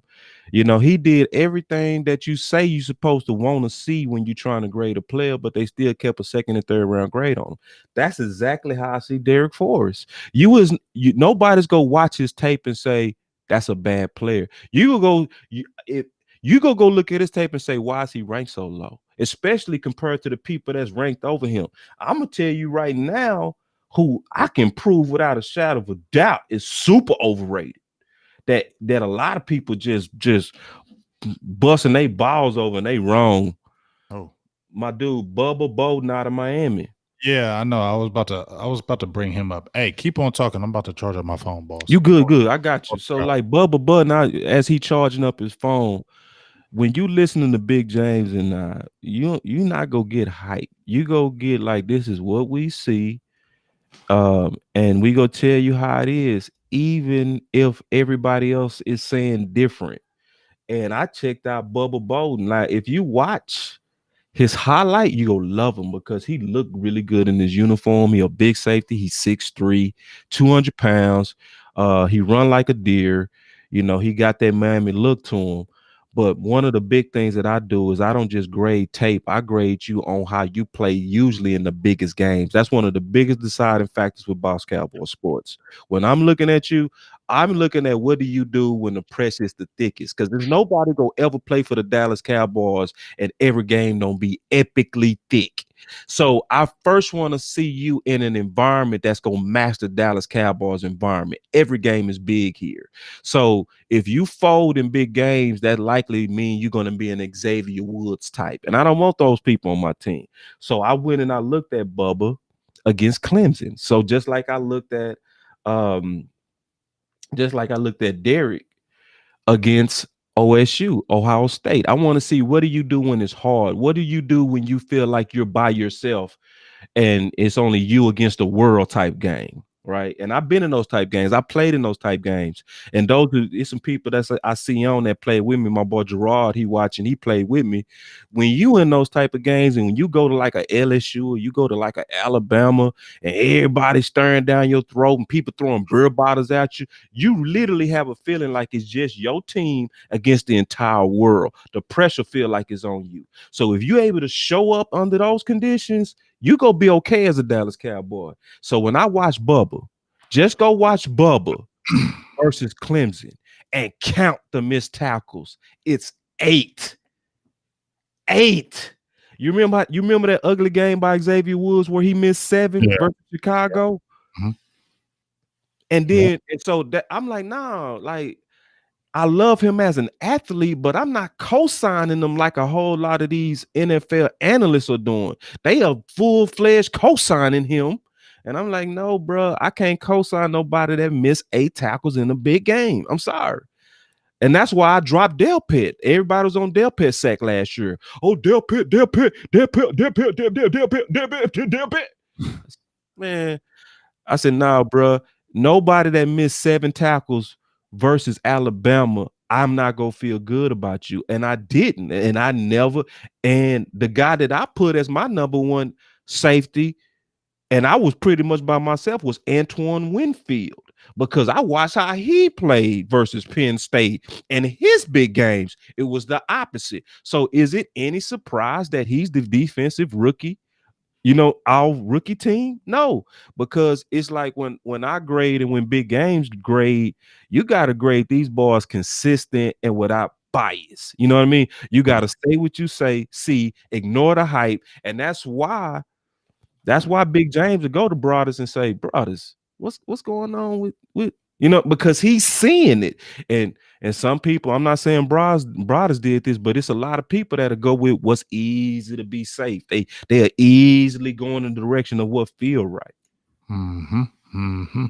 Well, I got some people. What's up, Jay Tucky's in the building? They throwing y'all throwing like 3,422 names. Like y'all shooting them off like cannons. Calm down, slow down. I don't know how they slow down. Okay. Oh yeah, they go. Yeah. They Oh yeah, going they got nutty. some They names. got some Yeah. names. All right. So I already got my guy because he's through the super chat. Showtime 53. So he first. You feel me? You know what I'm Yeah. saying? Oh yeah, man. Yeah, Holla, man. holla. Yeah. You know what I'm You saying? He said, invested. Yeah. my sleeper's boss, BGJ, is a Mufanga from Yeah. USC. USC. Yeah. Grant from USC, what y'all think? I do like the kid from Mufanga from USC. I seen him. I think he is a sleeper. I haven't really checked the other guys that I'm just gonna keep it real. Like I said, I haven't been on it like I have been. I'm gonna just Nah, and I'm you go get on it. You get always it. do that. Big But Jane do that every year. He'll say I ain't on it. Then the next week he'll be I and know all these motherfuckers. no, all of them. That's how I Like you am. got a real crazy brain, bro. Like I can remember and I can just watch these dudes. See, this is how I do it. This is how I do the draft. I'm not breaking my brain in October trying to, and I'm not dissing nobody out there. So don't let nobody think I'm dissing. But I'm not jumping out there in October, racking my brain, trying to look like I'm first and said I said this person first. I don't give a shit about that. Okay, yeah, because evaluate exactly. the person even after you evaluate him, even after you said he was sweet. That don't mean I'm gonna say he's sweet, and I don't mean you right and I'm wrong. You feel me? So Right. I don't gotta evaluate it early because just because everybody's saying he's sweet, and I watch him like, hey, he ain't that sweet to me. So that don't matter if I watched him 20 months ago. You know Right. what I'm saying? It don't matter. Exactly. It don't Exactly. matter about that. But what I'm saying is this: what I've been hurt with is that damn Senior Bowl got canceled, boss. We was I talking know. about this That off hurt you for real, bro. that Yeah. hurt me tremendously because I was going to the Senior Bowl this year. I Yeah. was Yeah. going to the Senior Bowl. I was going to have that coverage for everybody. Not only just that, it's great to watch it on cable and TV, but when It's you can way better when you see it live. you get it's totally different from you evaluating from TV to And live. and then real quick, they messed up the Senior Bowl. They messed it up. You notice that? Like this year, they made not this year. 2020, they made the Senior Bowl entertainment. All the previous years, you could pull up the one-on-ones, you could pull up all the matchups. Like even if you watched it late, man, they just went like basically they go show you a couple of practices, they go speed through all the practices, interview a couple of players, and then they go on speed it to the game. And then even the game coverage is not as good as it used to be. Like you're right. Right now, the way that they cover the Senior Bowl now, you would miss talent. Versus back in the day, you would spot them. You'd be because they were in depth with the one-on-ones. yeah, And they was in depth. Like you could see it. one-on-ones. They showed you the drills, the one-on-ones with the corners and It's watered down now. So you Now- got to get out there now. If you really, really, really, really want to be like on top of your scouting game, you gotta get out there. you got to And get your own eyes out there. Right. that's why I was going to and then they told us that they weren't letting anybody but sponsors and pretty much coaches and scouts be there. So that hurt. And then We talked about how they changed the combine. I was going to the combine. That was going to be a regular thing for me. I loved it last year because it helps me. We can watch tape. We can watch film, boss. We can watch them games all we want, and them games mean everything. But when you get to actually get there, right there, and look at them and see them transition in those drills, when you get to see them up close when they're actually doing those drills, you can see them with their footwork and their hips, and you can see their body, and it changes how you feel about them. And I'm telling you, some of the guys that I looked at when I watched in the combine, and then they go in and I watch the tape, I've had, okay, I like this kid, and they play good. I'm not saying I'm right, but I'm got a lot of guys that I've looked at in the combine Nah, that you got good eyes, bro. I was You like, got good eyes. okay, I seen Yeah. him up close. Okay, yeah, I think he's going to be good. And then when he gets in the Because you NFL, told me about Allen, remember? mm-hmm. I was down on Allen. I was like, man. Yeah, you was And like, you said, no, no. You said, boss, he's showing something out here. he gonna be Because you all was right. out there. I was Remember? out there. I You was saw out him. there, and I was watching Like, it on this second television, year, he just and I was honed like, his craft. nah, I ain't feeling Allen, bro. Like, and you called me, and you was like, boss, you wrong. You said that boy got it. Now he didn't really have it, but he had the raw tools. He had the raw And tools. you and what he's saying is because he was out there, he saw a better view of his raw tools. Because one thing that Allen does that is hard to see on television is he throws on a straight line. That's arm talent. You know what I mean? That means it's a few seconds. His ball can get to his intended destination a little bit faster than somebody with a weaker arm. His velocity is his strength. He almost has no velocity when he throws. You know, it's like on a die, it's like a rope. You know what I'm saying? So, but that's the type of stuff you see when you're there. You know what I mean? So no, I know you hate missing that, bro. I know. Yeah. And so that's two knockouts. And then even the East West run, I think that got canceled. I think the East West got canceled. Yeah, man. I just can't wait, man. We need to get these vaccine in our arms so we can get back to normal. It's back to Because normal. I'm sick of this shit too. I don't Like this. God forgive me, I mean curse. No, but you good. yeah, I know how you are. yeah, I just respect your show. But No, at the same time, respect that. No, I go Neto. okay, cool. So but yeah, it's I want this stuff over with, bro. I definitely want to go back to normal because like the people that listen to us are listening for that type of insight. You know what I mean? For people that it's a definite benefit of being independent. Like because we can go we can say what we want to say, bro. Like, and I don't feel no pressure. Right. I don't have Steve. I don't have to go report to Will and Steven.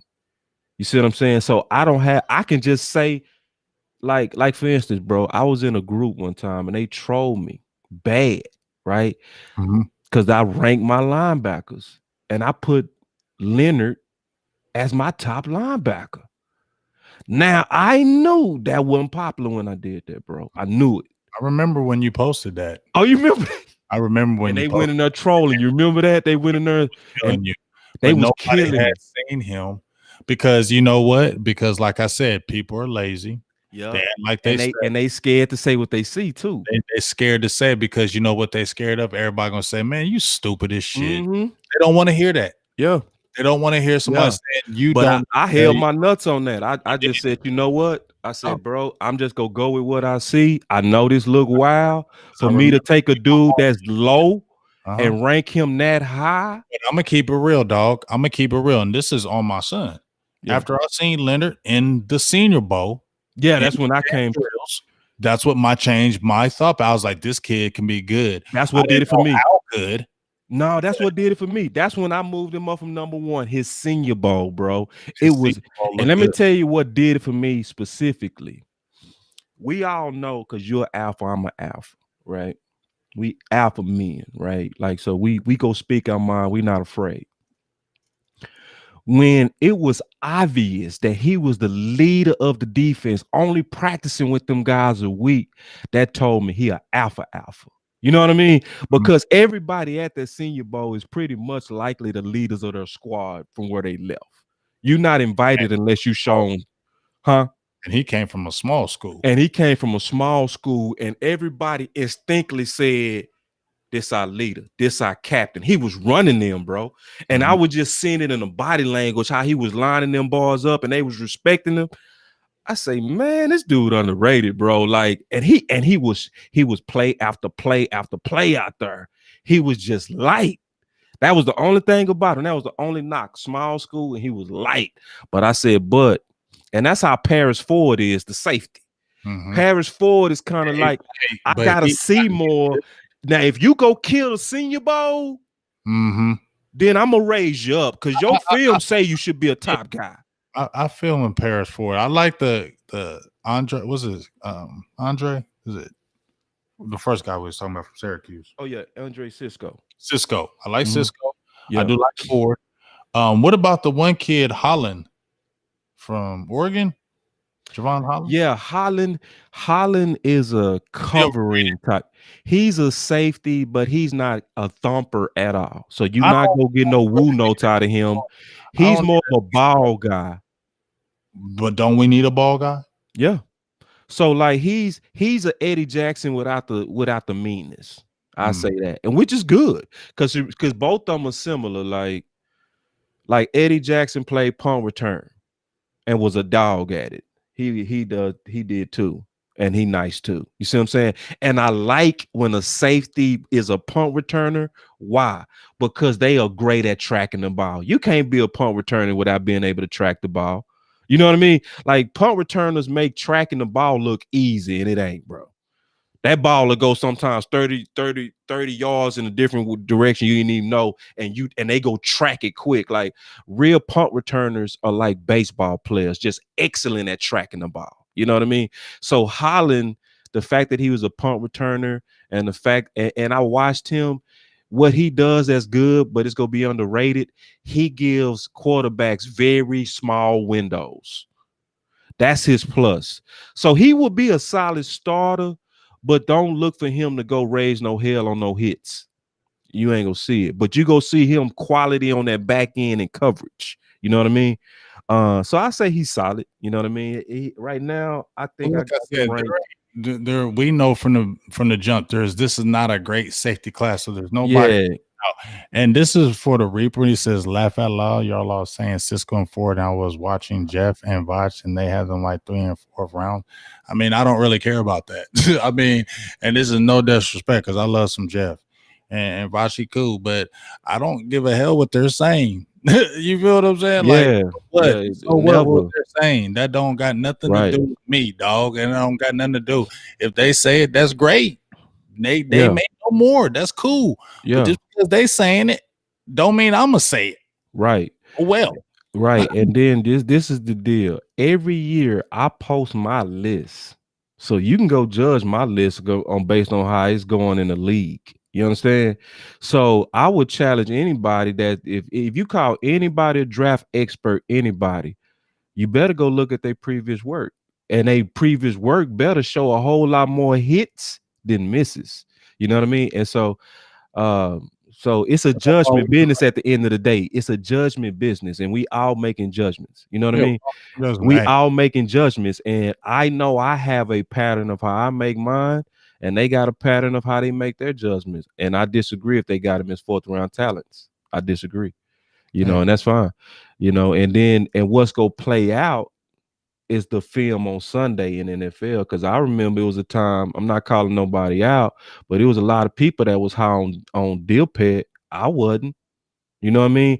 There's a whole lot of people didn't have Antoine Winfield as their number 1 safety, but I did. You know what I'm saying? A whole lot of people were saying, boss, you dumb. Your book dumb. You got him as the number 1 safety. You got Jefferson as the number 1 receiver. Was that popular? No, because everybody had Jefferson as the 6th best at best. And I had him as my number 1 receiver. So Darius Leonard, I had him as my number 1 linebacker. I'm not saying I'm always right because it's something I got wrong. Like, you know who I got wrong? Jones from the Giants. I got him wrong, man. I killed him. I smoked him. So I'm not saying I'm always right. But I'm just saying in this game, don't worry about who this person say or what that person say, because at the end of the day, even the people that get paid make these. The average person that actually get paid to make these picks, they fuck it up. Like, excuse me, they mess it up. Like, listen, the success rate of first rounders is only 60%. So that they are making these. So there's no A students. The only person that was the closest of being like a all-out killer and never miss guy was Rick Smith out of the Houston Texans. That's the only person 10 years straight hit on his first picks. That's it.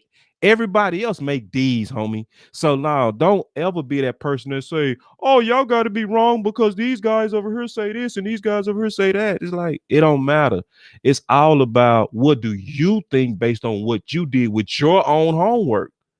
Real talk. You know what I'm saying? So, Yeah. like I said, and even this, like I said, this safety class that we're even talking about, I'm not even saying we're picking those guys in the first round or second round. You get what I'm saying? Like nobody's picking none of these safeties at 10. Yeah. Yeah. So Yeah. that ain't even that's not even my thought. That's my Oh, thought. no, these are second, third round guys. We ain't even thinking that no safety at no 10 because there is no safety at damn 10. There's Or no safety at 10. not even Yeah. I'm not even thinking about that. I'm saying At all. about safeties even as the show, because while we've been talking, my guy Connor was on here. He said his Wi-Fi was acting weird and stuff. He said his cable ain't even working. So I've been texting him back and forth. He says he's going to try to come on if he can. If not, you know what I'm saying, we'll all do it again, because I definitely want to have all of us come on again. Yeah, you want to see that battle between I want to see the battle. Trayvon is, I mean, see the battle. I state my case. I mean, I definitely state my case because and this is the thing, and we wasn't beating up old boy that said we was different from other analysts. We wasn't beating you up, homie. We were just explaining to me the healthy way to go through this. Because the unhealthy way is to wait for people to validate that you're right. You know what I mean? Like, I learned not to do that a long time ago with Big Game. Like Big said, I remember you posted that. I'm telling you, it took courage to do it. Yeah, but the more I'm like, should I post? I know, right? Right. But what I started learning right near sinning, like, I don't know if I should post it. I know, right? But what I learned, Big, and that's what gave me the confidence to write the book. Yeah. Is F what they think. Say what you think. And guess what? A lot of times, if you say what you think without anybody bias, you're going to be right more than them. Hey, because they being influenced by other people. You staying true to the craft. You looking at it through your eyes, not ears. Too many people scout with their ears, bro. They scout on opinions. Now scout with your eyes. Like, bro, like, and I heard I was on a show with a guy. I heard his feelings because he was hype on Trayvon from TCU. He was hyping him. And I started showing the tape, and I was like, yep, you see right there, that's a bad angle. You see right there, he missed another tackle, and right there, that's a loaf play. Right there, he had a chance to really blame that running back that was coming through the A gap, and he went low. So don't act like he a hitter and a killer. He not. You know what I mean? We was pointing it out on the tape. Like, so this all surebred killer first round, I'm like, I don't see it. I don't see it, bro. Like, I don't. Like, now, a good second round, a third rounder, yeah, I'll take him. And I'll be like, he should be better than Xavier Woods, which would be an upgrade. So I'll be cool with that. But the way they hyping him, and let's be honest, this is the other part that people don't discuss, James, that we go talk about. Draft season is a business, homie. It's a business. It's about selling optimism to all 32 teams. You see what I'm saying? So they'll take a guy sometime that they'll know this DT class is weak, but we got to talk about DT. And we can't say on TV, this class weak, it's not even worth talking about it, right? But what they go do is they go take a weak, even though it's a weak class, they go hype the number one. Oh, this guy right here, he plays with an explosive motor. He attacks the football. He's great at the point of attack. This is a no-miss guy because they're entertaining. You know what I mean? So you got to be very careful when you listening to analysts, man, because they will hype somebody just for ratings. Yeah, they will. And those of us that have been doing it a while, we know that. Me and Big know that. Be like, bro, no, they hyping that. No. Hey, do you know about this kid right here? Because I don't know about this kid, so I'm not going to sit there in front right here. Yeah. This is from Martin Elkins. It says, what do you think about Nick Pickett, number 6 free safety from Oregon? Can cover the field really well. Plus, he's a thumper. I'm thinking he should be around the 3rd round. I didn't really like him when I watched him. I took him out of my God, like, because if I put you in my God, I'm basically stamping you. You know what I mean? So I took him out of my God. Now I go take another look, because sometimes what happened to me, Martin, and this happens to everybody if they honest. Sometimes you go look at them and you see them again and you see something you didn't see the first time. So I go take another look. I never at this point of the year, and I know Big James don't do this. We not go look at it. And we not nobody right now can be like, we know we right. Everybody at this point still should be kind of like in like you could be subject to change. Like everybody should. Well, shouldn't we be saying to ourselves that if you're drafting and we know that there's not any dog safeties that are going to be in these top rounds right now, are we saying that because we know if you're not getting maybe a safety like high like that and you get a third or fourth round safety, we've been getting third and fourth round. We got JJ Wilcox. We got safeties in that fourth round and below. I like Donovan Wilson, but we can't not say the jury is still out on Donovan Wilson, even though he showed Yeah. good. The No, you're jury right. is still out on Yeah, Donovan that's a small Wilson. sample. Yeah, that's a That's a small small sample. sample. He's still a 6th-round pick. Yeah. Usually the guys that fourth and below, we're going to sit there and say that if we get a guy in the fourth round, that he's going to be the difference maker for the team. I don't believe that. I feel like you're going to have to lean more on a veteran because there ain't no rookie in this class, in my opinion, that's going to come in and be that guy on the team. We need a veteran that's going to do it. And then maybe if you draft that guy lower, he can learn as well, in my opinion, because I just don't feel like there ain't no guy, especially no rookie, and this class ain't even strong like that, that's going to come in on the team and run it like that. I don't believe that. I feel like I it's can needs see Cisco running it. I uh, can see, I can see, I I can don't. see. No, I can see Cisco coming in and playing like a vet day one. I really do, bro. But that's my analysis, and nobody got to agree with that. I can see Derek Forrest coming in and being good, and then really getting good year two. You know what I mean? I can see him showing flash, but to the most part, I think you're right. The best place to attack safety this year, Big James said it, is true. In my opinion, I stamp it 100%. Free agents. Yeah, we're gonna have to do it. It's the supply side is nice over there, and like he said, which is so true, they got league experience, they vets, which is saying the same thing. And I just think it's a better crop. Like the safety crop in free agency is way better than the draft class coming in. This is not like a super safety class, I would say. I would say this is a good one, but I wouldn't say it's a super one. But it's also a safety class to Big Game point that I would think you probably need to get your guy by the third, fourth round if you want a starter. You know what I'm saying? You want to get him out the way, bro. I'm not doing the 5th and 6th round stuff anymore with the safety. It's got to be if it's fourth. I still think it's still more developmental. I don't think we're talking about the Cisco. Like I said, I do like him, but I don't know if he comes in and does that. I don't know about that. The super chat here, Tavis Banks comes with the $5 holla. Says don't sleep on Richie Grant. Richie Grant, Big Booty Rich. Tavis, I'm out on Big Booty Rich, but I go take another look. I call him Big Booty Rich, man. Like, cause he play hard, man, but he play so ugly. He play ugly to me. Like, I'm gonna go watch him again and make sure my eyes weren't biased. Cause I'm out on Richie, man. I hear about him all the time too, bro. And I went and watched him. I'm gonna watch him one more time though. But if I call him Boo Boo, I'm not putting him in the guide.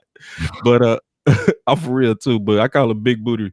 Yeah, So Big is Booty. that guy going to be finished this year? Huh? When is the guy finished, or when is it going to be finished? Yeah, I'm targeting it the end of February. The last time I launched it mid-February. You know what I'm saying? And that's when the first show I did after the guy was with you. And you're doing the free agents as well with it all. Yeah. That's why I already got these free agents ranked in this safety. I already did my homework on these guys. So and when we talked about it, I said I'm glad we're talking safety because my safety analysis is pretty much done. I got these guys ranked from free agents all the way to the draft. But it's my eyes. You might see it different. And I'm not trying to make nobody think like me. I got my reasons. This is what I like, though. See, this is what I like about your guide. Because I can look at people and then see your names. And then you can have a name that I'm like, let me go check him out.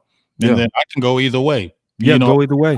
Because I'm not, and this is just real. I'm not going to look at what you say. I'm going to look at what you say. Right.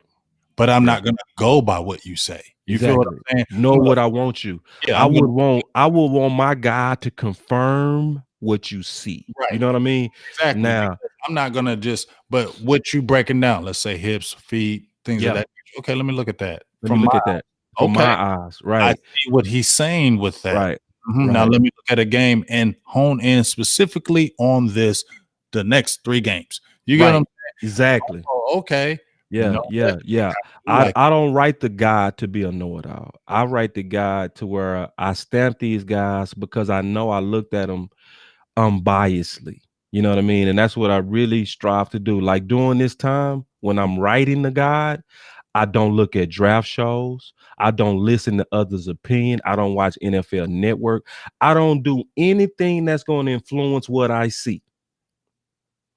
you got your so my guy the Reaper jumps in here.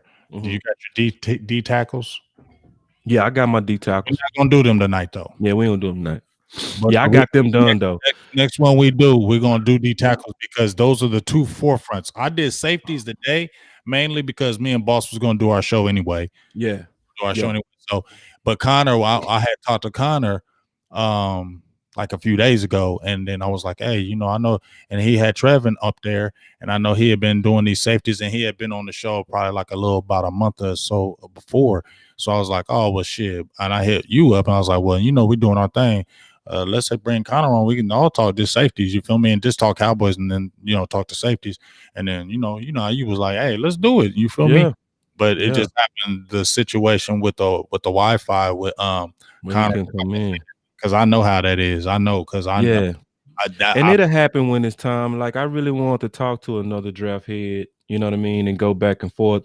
Because one of the things we're also, definitely gonna do it, the Reaper. We're definitely yeah, because yeah, that's what safeties is cool. I want to talk about that damn defensive tackles because I'm the guy, boss, inside outside guy. I think yeah. you're outside in, aren't you? You like them, yeah. You told me you're outside in, didn't you? Tell me you're outside in. I'm a player guy. Like it depends on the But player. are you inside But out? if I had to have a That's your boy. philosophy, inside out is smart. That's the Inside smarter out thing. is smarter Yeah, it's smarter. Cause if yeah, because inside out is smarter. you got All them. day. You went in the trenches. You got Yeah, them trenches. It makes it easier for you, don't it? exponentially. And then from covering, I know what it's like covering with a bad front. It's hell. Them bars go shake loose eventually, bro. You know what I'm No, saying? time. Now you You think dealing with the about it. most You quickest chasing people in them the world, and you right try to keep all a game. yard of separation between y'all with nothing but space. Yeah, that's not easy, homie. You know what I'm You, saying? So you come back. He just did a 9 round. And he come back and they and come then back. and burning back to the ball too. And you Fully gotta running run. back the ball. You And got. then he can best right and stop and go right You back feel and me? beat you deep if that quarterback scrambling. Come on, Nah. boss. You So looking I'd at rather that? have a front. I Come on, have a boss. front You that looking at stop that that? BS. Come on, Like, man, put that cat on the ground. Put that cat on the ground. Stop all this. man. Yeah, Inside out. no. Yeah, we're Inside out. going to talk defensive tackle because that's the key to me.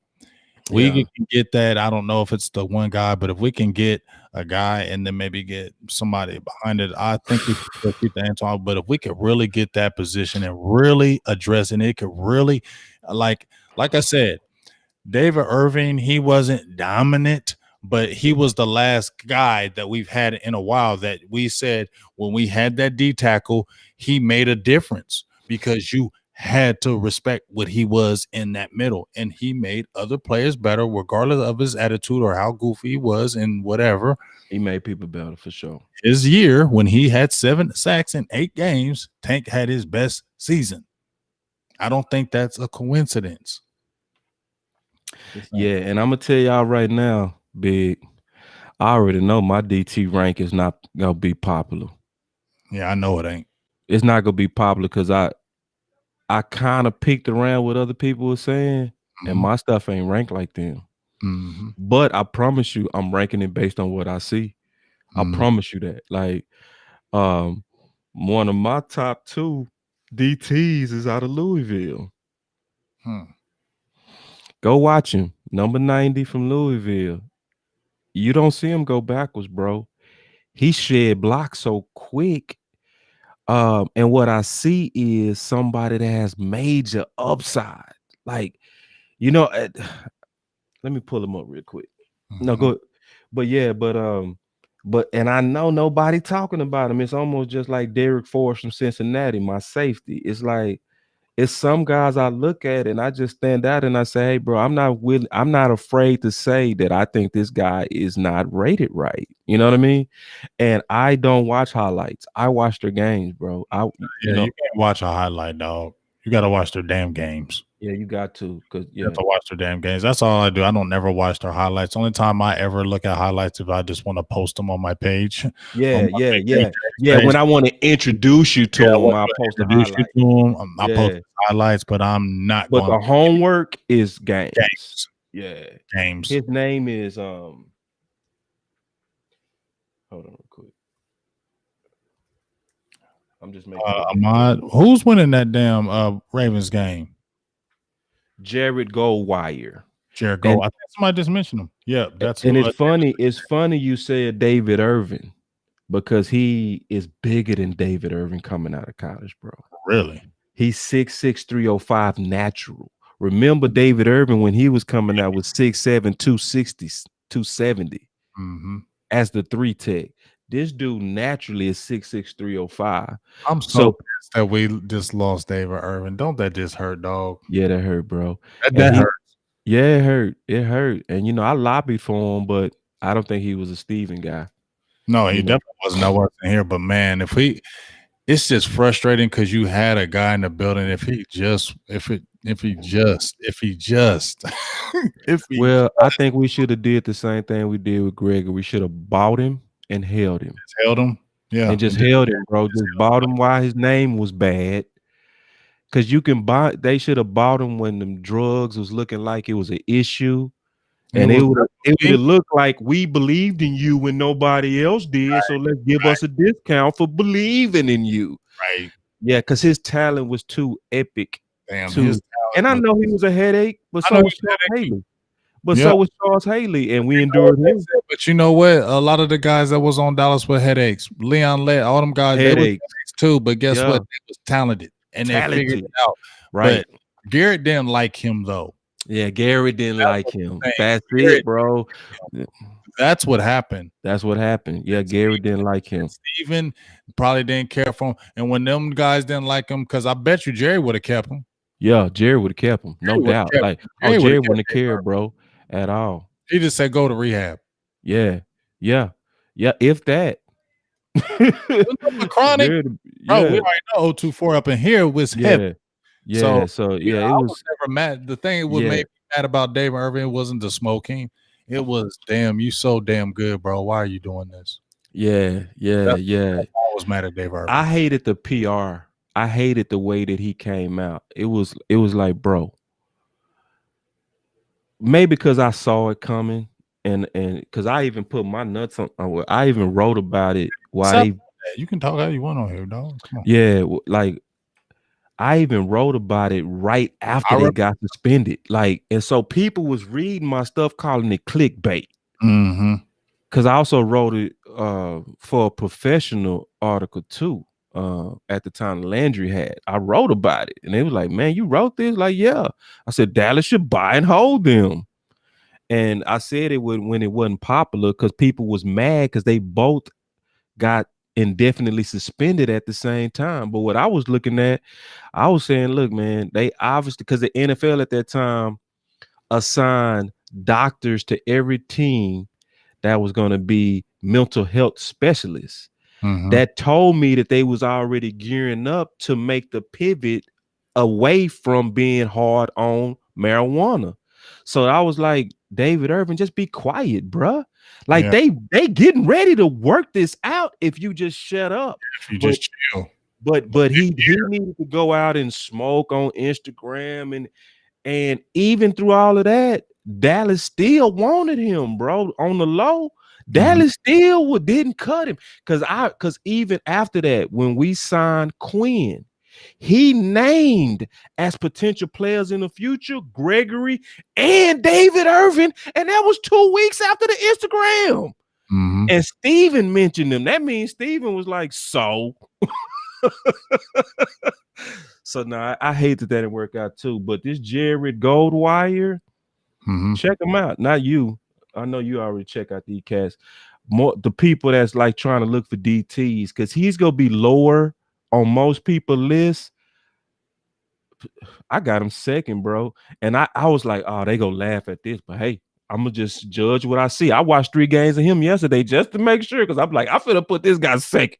So if I'm gonna make him second, I gotta see more. And I kept watching. I say, no, bro, he wins at the point of attack. He shed blocks real good. He's a great run stopper. He has epic size. He has a good motor.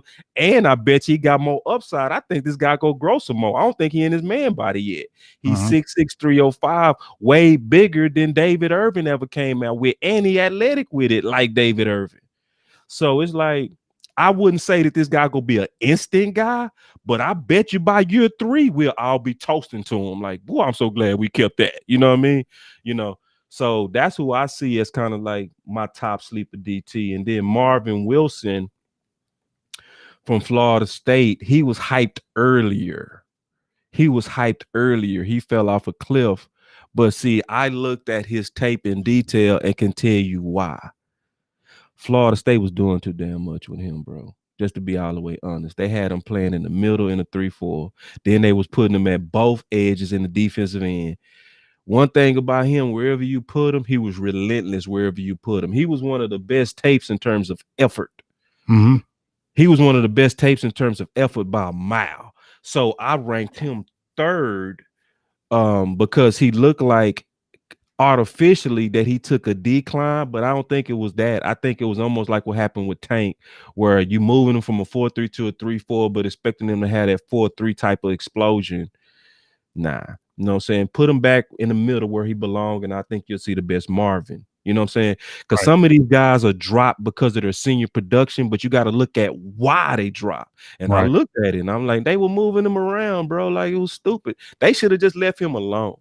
So Well, my see, go because they've been hyping that, but like I said, there ain't really guys that are coming out here dominant in this class. Like, I'm not even going to say before, because like I said, you had Brown, you had Kinlaw, who were like the who's who, and they yeah, had decent rookie years, and we've talked about it. If you're a right. defensive lineman, it's really hard to come in the league and And just be instant. instant domination. It's very hard to do that, especially as a young age. Usually it takes a couple of years to develop, especially if you're coming in like a one tech. It's rare when that It's happens. rare. So, that's why I say you got to get a some kind of a veteran in there.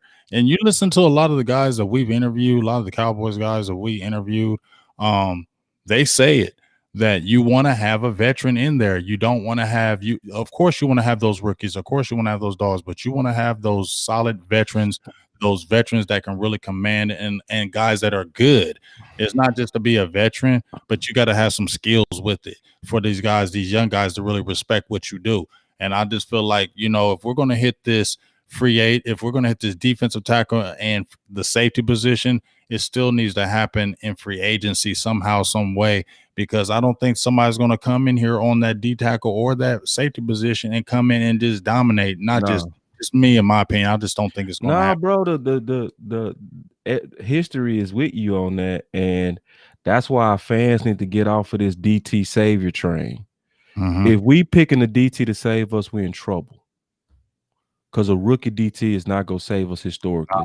It's not gonna happen. Like, most DTs don't hit their real grown man legs in the year 3. The Tristan Hill that we was hyped that he was gonna be, we're not gonna see that to this year. This is the year we're gonna say, "Oh, Tristan Hill, oh my God." It's year 3. This is the magic year. This is the year that you either see them turn the corner or they turn dud. Right. This is the year you know who they are, So we need to all stop them from being on that train, because you hit it dead on the head the last time. You named the name. Tomlinson from the Giants. Like, yeah, but you know what? We ain't gonna be able to get a guy. I would love to, because that's what Connor brought up to me when he wrote that article about Tomlinson. I would love to get a guy like him. See him, a guy like him, in my opinion, he would make I think a difference, because he can push that pocket. He can offer a little bit of pass rushing at the one tech, and that's a guy that can really hold the point of attack, good in the run game. It can still offer a little bit of pass rushing, and he's got that size. I feel like he can open up a door because I feel like Tristan Hill is more of a pass rushing defensive tackle. I think that's where we messed up when we had Marinelli when he was pounding the table for Tristan Hill, because Tristan Hill was a three tech.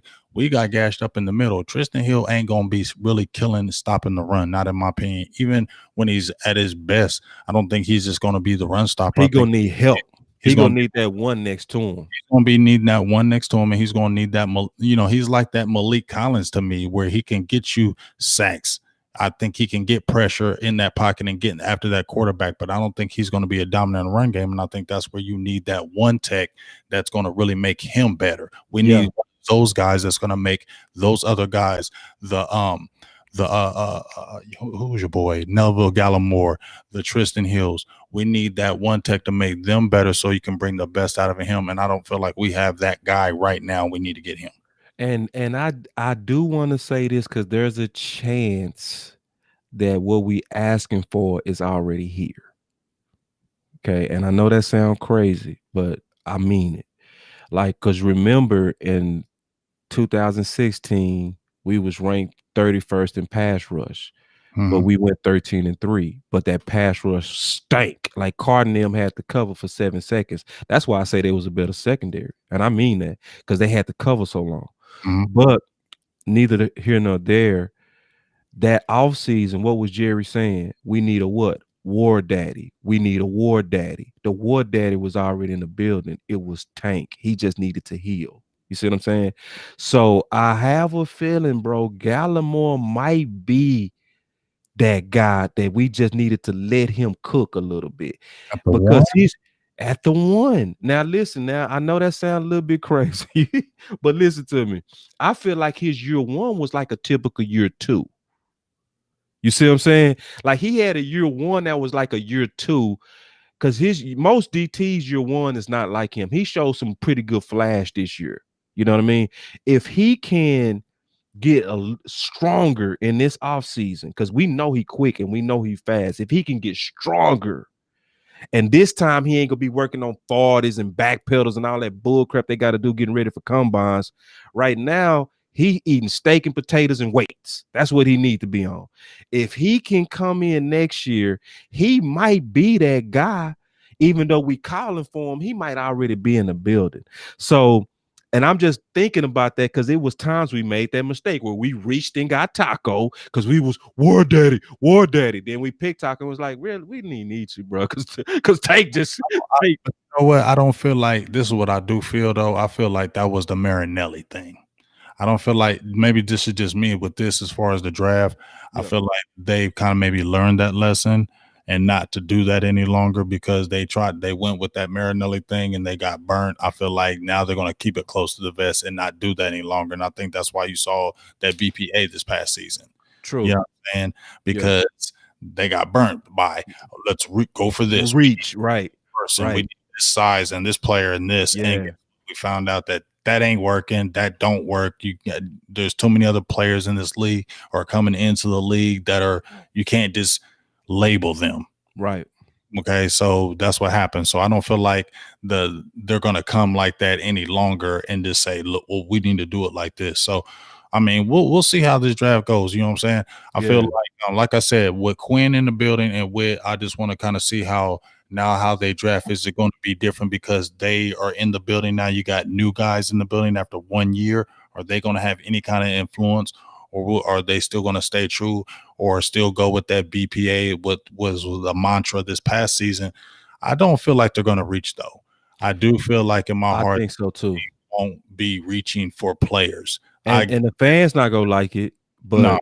But it's BPA. Because Big, you so right on that, bro. Like you saw that little meme that I put out where I was basically defending best player available versus defensive need. And I showed the history of Randy Moss versus Greg Ellis, Ryan Rams check versus Taco, DK Metcalf was the pick versus Tristan Hill, but CD Lamb was the BPA versus Chason. Right. And I know we happy we got CD Lamb over Chase on. So all these people that's like, we should have went defense last year. Who was you go pick? Right. And would it have mattered based on Chase on this year? No. We did better getting a weapon because that was the best player available. So to your point, I honestly don't see how you come out with it's really 4 drafted, but it was 5 who started. 5 starters in one draft instantly. Most played pretty good and say, let's abandon that strategy. I think you're right, bro. I don't see how you had that much success in one draft and say, let's do something different. Right. So if you looking at it like that, I don't see how we don't go offense on the first pick. I ain't gonna say who, but to me, offense is clearly the best talent in the top 10. And that's why I'm lobbying for, because it's like, because you heard me specifically lobby for Chase, but at this point, it's not even about him. It can be either Chase or either Slater or either Pitt or either D. Smith. Either. They all better than Surtain. You know what I mean? They all way better players. And I say, listen, when you at the top 10, make it about it being the top 10 talent, not about what we top 10 need. Exactly. No, this is the rare time to where Dallas get to pick out of 600 candidates, the top 10 freaks. Mm-hmm. Just pick the freak that's left. Worry about it in the latter rounds where you got 8 more picks. If you got to reach then. But don't reach when you got a chance to have a 5-year player. Don't do that. Animal. An animal. Yeah. Yep. Yeah, don't do it. And so like, and people that's listening to us sometimes come around. So that's why I'm lobbying for it, because I want Jerry and them to feel the fans. Mm-hmm. Like, pick the player. I don't want to split on that just because when we pick Greg Ellis over Randy Moss, we needed defense. When we picked Taco, that's when Jerry was hollering, we need a war daddy. Ryan Ramczyk right now plays guard and tackle at an all-pro level. You telling me we didn't need that this year? Yep. And he would have still been under his same contract if we would have picked the player. Taco gone. But that's who we was calling for. We need defense. We was 31st in pass rush. We need defense. And actually we didn't. Nelly though. Yeah. And that was him pressing, because them scouts, they really just trusted their scouts. But like I said, I feel like, I feel better with this draft. We haven't drafted bad before. We've had pretty good drafts, but I do feel better going forward, because I do feel like this staff was going to do the right thing and do BPA, and they learned their lesson not to go for just needs, and just, if you got a dog right there, regardless if he is a tight end or this or that, this is a super dog. And see, I heard people say trade down. Like, I was trade down last year. I was super trade down because I felt like the stuff that we needed was easily there. It wasn't gonna be that big of a difference in talent. I was cool with trade down because, remember, my top receiver was Jefferson. If we would have moved down, we still could have even got Jefferson, and Jefferson would have been a better pick than Lamb. Just straight up, he would have been a better pick than Lamb. This year, you're not gonna move down and find another D. Smith. I'm sorry, you're not gonna move down and find a Chase. You're not gonna move down and find a Pitts. You're not gonna move down and find. You might find a Slater, because it is still some good tackles that's gonna be left. But out of them weapons, it ain't gonna be no other Waddles. Nobody go blow that 4-2. Nobody go run no 4.2s in this combine but him. You see what I'm saying? So all the move downs, it's like, nah, we in this to get the talent. You know what I mean? We want talent on this team. And remember, the first pick is yours for 5 years. A lot of people that's so caught up on need because our defense was stanky is really saying, I want to sacrifice 5 years for 1 year need. Because here's the thing.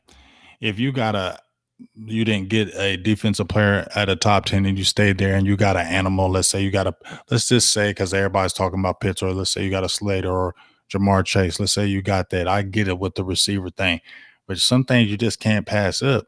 You get what I'm saying? And then if you get that player, now you got a good 4 or 5 years of him on the cheap. Like I told y'all about Michael Gallup, I ain't hating on Gallup, I ain't anything. Now you can look at it and say, now we can do some wheeling and dealing, because exactly. Now we got a guy here's in an expiring contract getting ready to come up. Now we just drafted Chase. Now let's wheel and deal. Now let's call some teams and let's just see. Let's just see. It We may can not, flip him. we can Yeah. we can see what that's how you supposed to do it, right? That's what Right. That's how you're supposed to do how it. you're supposed to do as an organization. You're an organization, just like I said, you owe it everywhere to look at any player. I can get rid of this player, I can trade this player, I can draft this player. You got to do that with everybody to see what you can do to better your team. And if you drafted another receiver who's a can't miss type talent, like let's say a Jamar Chase or something like that, you have to look at it and say, this kid is coming up for a contract and we're probably not going to pay him. Who wants to move him and where can we get better with it and add an extra pick or get another player to make us even better? That's when people back up and say, hey, they're serious.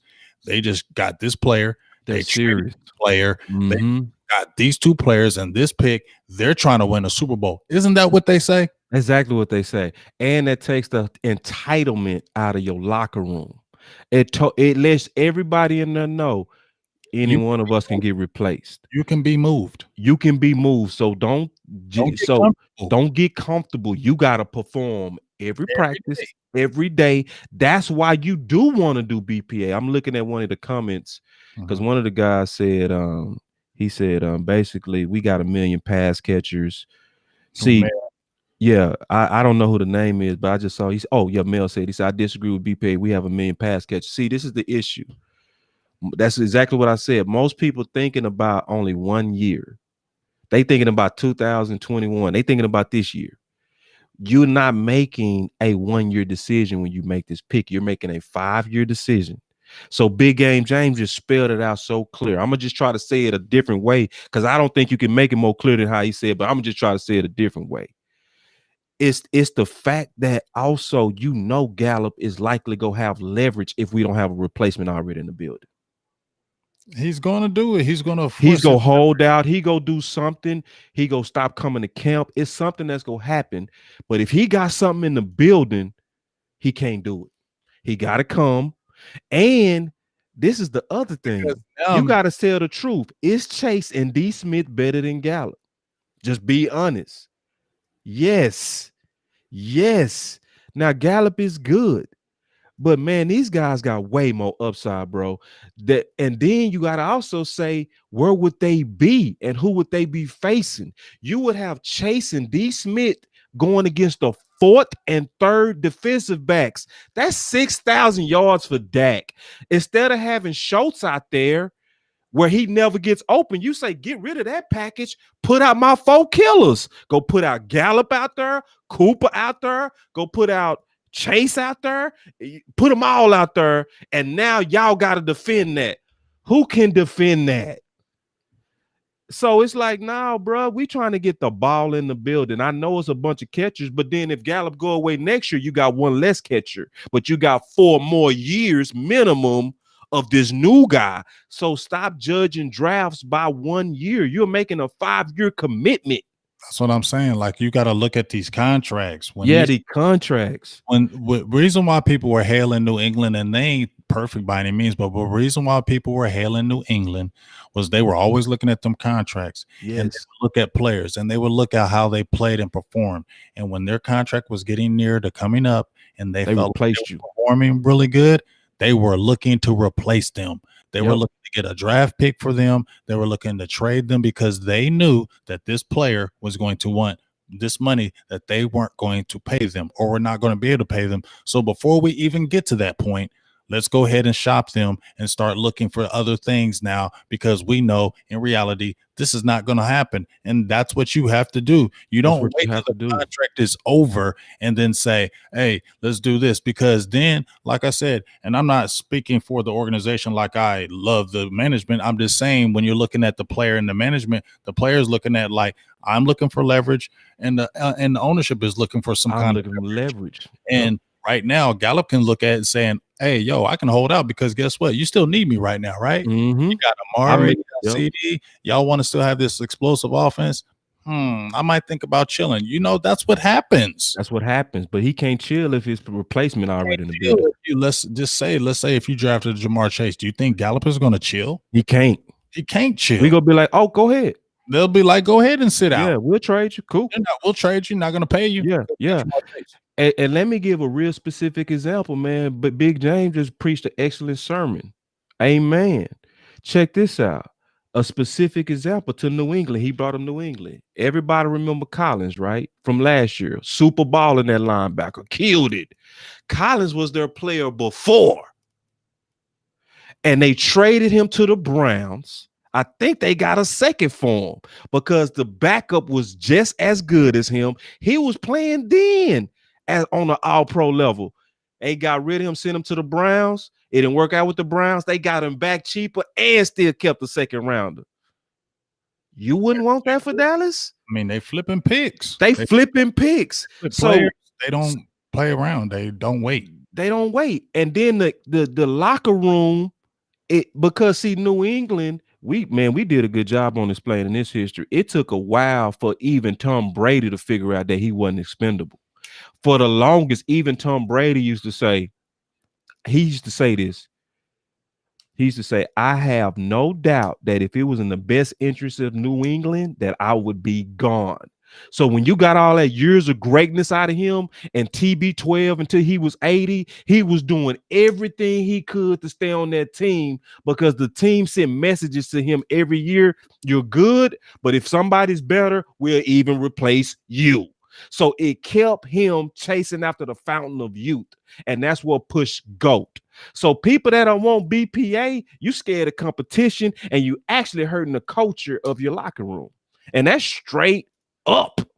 That is no BS on what I just said. Because even when they got Harrison, Harrison replaced an all-pro. Oh, that'll never happen in Dallas because we fall in love with these cats. Oh, you can't get rid of Gallup. Oh, we like Gallup. Oh, I like Zeke. Oh, Dak. Oh, hey, Tank, I love him. Ah, you're so selfish. Man, you go look across the street. New England will let anybody go. I mean, I got my emotions a little bit back. I'm gonna keep it real, but he'll get you emotions. Yeah, I snap back. I snap back. I snap back because you know what? This is a business, and I had to really jump back and say that because it's just like work. This is just like work. Let's keep it real, boss. This is just like my job, your job, any job. It's performance based. Right. And if you go to work every day and you're not doing your job, you're going to get talked to. If you don't continue to get it together, you're gonna get replaced. Right. That's the way it is. And especially like if you're doing anything in sales where it's super performance based, what you think they're worried about if you didn't hit that sale this week? You think they give a shit about that? Right. No. What the hell's going on? You better get that on there because we got 5 people behind you that want this job and want to be able to do this. So guess what? That pressure is going to keep you on your toes to perform and be your best because you got that pressure behind you.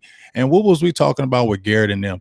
When Romo and them were playing, they didn't never have anybody behind them. That's why they never felt that pressure. Exactly. That's why they felt like they could do what they want. That's why we had the country club attitude because when you got, like I do, boss, if I'm looking behind me and your dude behind me, he ain't no good. I ain't tripping on you because you ain't benching me. You ain't benching me. Who you got to replace me? Who you benching? Players know that. They know that. And they act entitled too. So you got to continue to get them players that's going to be on your ass right behind you that are hungry. So if you slip up, we're gonna slide it with him. And I feel like that's what needs to be the mentality on the offense and the defense. You don't have no entitlement here. You gotta have to earn your spot. I don't care who you are. And I feel like you said, if nobody feels like they're safe, there's a different type of approach. You know it as in a job. If your boss comes in and acts as the top dude, everybody at your job is on watch. I bet you be on time at work tomorrow. I bet you be on your best behavior because if you're looking at the boss, if he acts the top dude, he'll ask anybody. So you better be on point. And we know that. And we seen as bosses the favoritism. If they let another guy slide, we do it as employees. I ain't working as hard then. He letting him do it. That's what happens. What happens at jobs. That doesn't happen in the league. And see, this is another thing too, man. Just it's a little bit different, but it's making the same point. We act as if if we make the first round pick outside of defense that we're not committed to defense. You know, it's other ways to correct the defense other than the first pick in the draft, right? Mm-hmm. Like it's way more. Like we have free agency before the draft. So what if we went in there and really spent on defense? Then because that's what we normally do anyway. So it's really at this point, like we usually in free agency pick as many players that fill holes so we can be in a position to go BPA. That's been Dallas's philosophy for the last 6 years. It's just occasionally they still reach for need, but they was usually positioned very well coming out of free agency. Remember last year we was grading that free agency like, hey, we was like, we got we got McCoy because everybody was saying the same thing last year. We need DT. Then they got McCoy. Was like, oh, I guess we don't. We got Paul. I guess we don't. Like, even though we still did, but at the same time, it looked like we addressed it. So my point is, it's other ways to address defense other than the first pick. And the strategy has been working for Dallas. Don't change it. Don't go reach because I'm telling you, Surtain might not work out.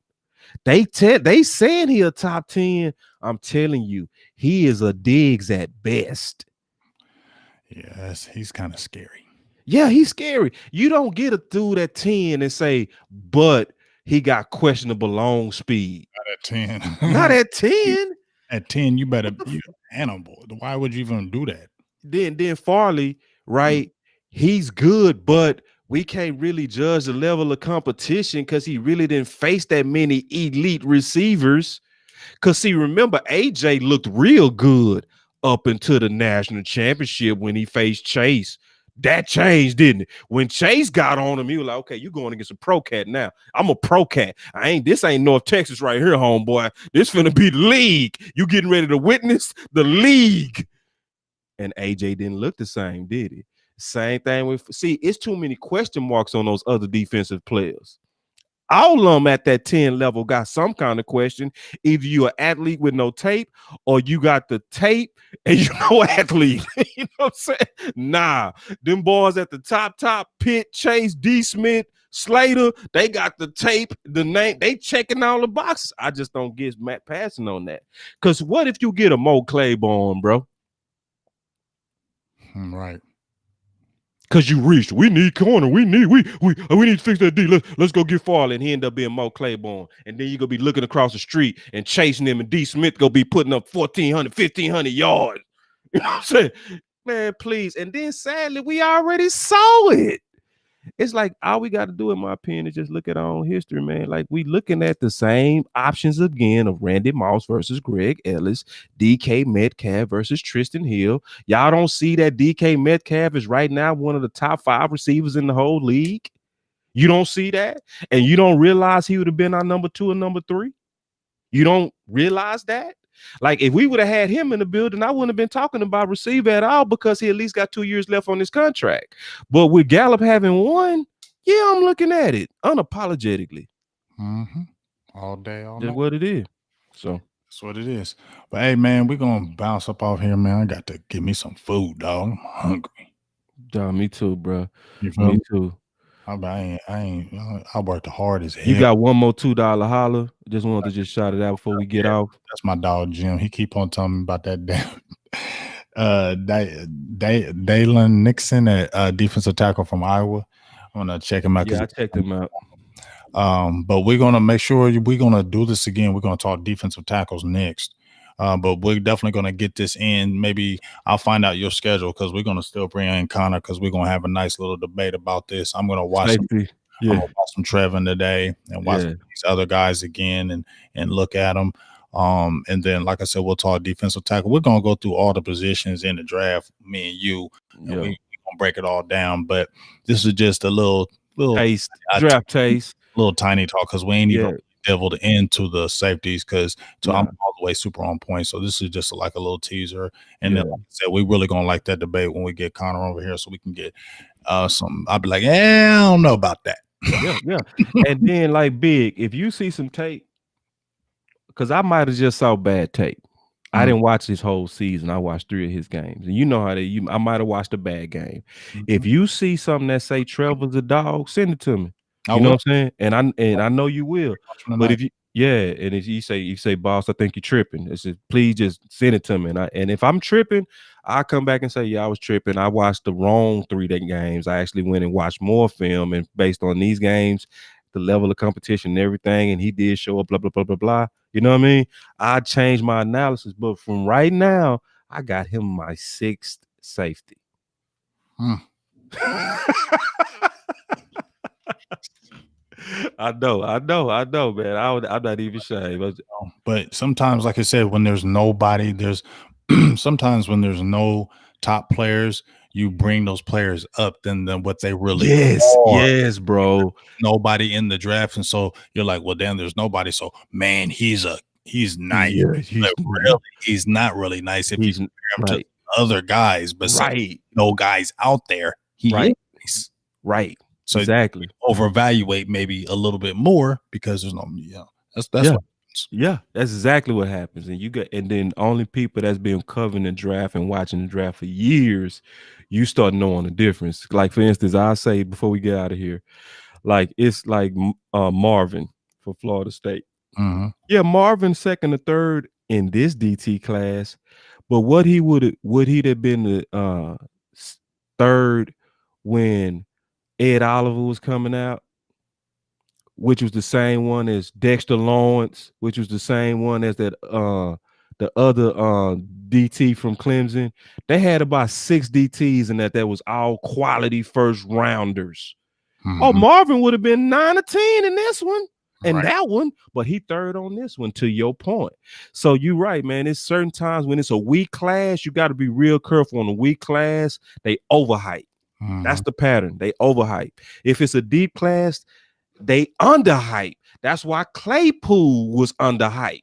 That's why Taylor was underhype. It was a lot of good running backs, so they didn't get the because they start saying we gonna only have about 4 receivers in the first. Because then they start trying to make their mocks make sense. You know what I mean?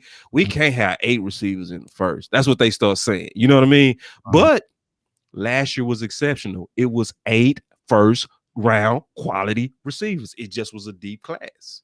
Right. So anyway, Well, like I said, man, we're going to see. It's going to get closer and closer. This is still going to be a weird year with this yeah, COVID. it's gonna be weird. Your scouts going to have to be super on point as far as their scouting, because I don't know if you still can have the face-to-face meetings like you could before. You're going to have to do the Zoom meetings. A lot of things are going to still probably be virtual until they figure this out. So your scouts are going to have to be super on point once again, with this COVID thing going on. So yeah, hopefully, something happens with this, man, so they can get some normalcy to this, man, because this stuff is really throwing a lot of stuff out the wrench, and it's definitely changing with this draft and how you can approach it and how you want to do it this year. So hopefully they can figure this out, man, because this is crazy, just really frustrating, for a lot of people because you can't really see the players that you want to, like Yeah, we usually could. But man, Low, let them know because you got your stuff popping now, dog. Start let them know where they can you go for number one. Everybody who been on my channel, make sure you continue to support Boss, man, for real, dog. This man, I don't want to just talk forever about it, but you know what I'm saying? It's just kind of wild and crazy how when I came back home and we did that show with Law and DDP and you was there at the spot, yeah, I remember that. and we Yeah, that's just funny. And then now we here doing this thing. You know what I'm yeah, saying? So it's just a beautiful thing. And I'm just really glad. And I'm not saying I'm anybody because I ain't, but what I'm saying, I'm just glad to see it's dope to see how when we first met, it was genuine. Yeah, like you can really, it's right here. You feel me? So that's yeah. to me, that's real dope. No, that is dope to me. Like, and let me just Never before we thought get off, let me tell that story real quick, man. Like, so Big Game James, when we first met on Facebook, and when he first hit me up, he said, "Man, are you a spy?" Cause like we was like I was hitting on a lot of stuff he was also saying. So he was like, "You copied me, bro," and I was like, "Nah, bro, nah, bro." Like we just thinking the same on a lot of this stuff, and then we just start going back every now and then, I start supporting him from a distance, like, bro, I see you. And it was just respect. I would hit him up every now and then. He'll have a real good take, independent take on something I say through his DM and say, hey, bro, that was real good. Man, I like to see a brother hustling and going after his dreams. We was more on that level. And so he was coming in town one time. I was so happy to be on the north side of Dallas that day. And I was like, man, this cool dude go be in town. I'm gonna go check him out. So I went to a restaurant. It was him and Law and DDP. And they clown. They had a killer show. And I just went in and sat in the show. I wasn't trying to like make myself known or say, hey man, I want to do what you do. I had no idea I would even do it, but I just went and supported him. So when I met Big James, it was always just on support and just appreciation and dog, keep doing what you're doing. And then just over time, it built to where now we do shows together. And like, I didn't see that happening. Like, and I never was trying to friend him for that. It was always support. And now it's obvious that every time we get on, it seems like the fans like it. I mean, some people don't agree with us sometimes. That's fine. And we're not forcing them to, but they like our energy. You know what I mean? They like, I ain't worried about them haters, man. yeah, but they like our energy. So yeah, that was the beginning of me and Big. And just since then, man, we ain't had no problems. You know what I'm saying? It's just like, hey, you know what I mean? And eventually every grown alpha man go butt heads. But even then, I know we go get over it because that's what happens with alphas. All alphas eventually butt heads, or on some they go disagree on. You know what I mean? And we disagree on this show sometimes, but it's just that I think we do it in the right spirit.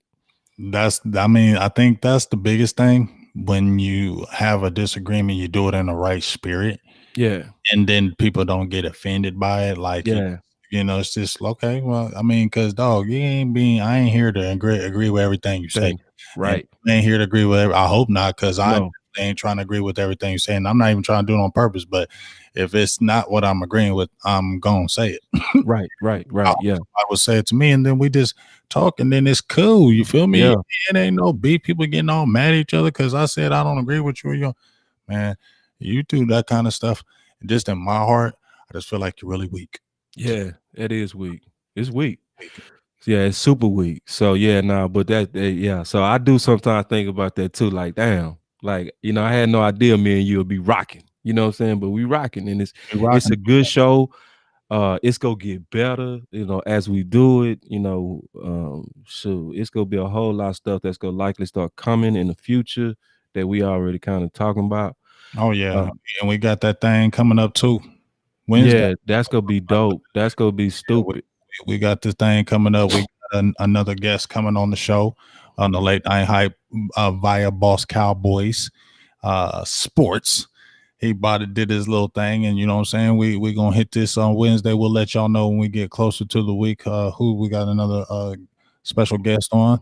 And like I said, we're going to continue to make this thing grow on the independent tip. We're going to keep on riding Boss Cowboys, Big Game James. We're going to keep on doing our thing and continue to make this great no matter what nobody says. And then where y'all can find me, because I just dropped an article. And it's good. I read it. Good shit. Yeah. I just dropped an article on my page. Go to Boss Cowboy Sports on Facebook and you go see it.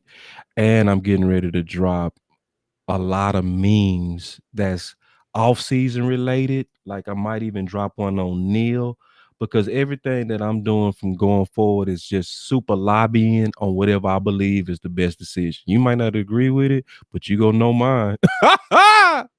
Exactly. You feel me?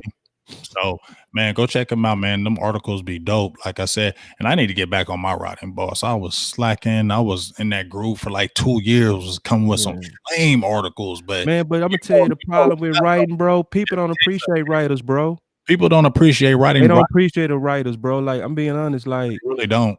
Like I do a meme and a video that'll get 30,000 views. I do an article that'll get 1,000. Yeah, a good ass article, because I was writing my ass off. But like I know, them articles writing takes. Yeah. You write an article. it's work.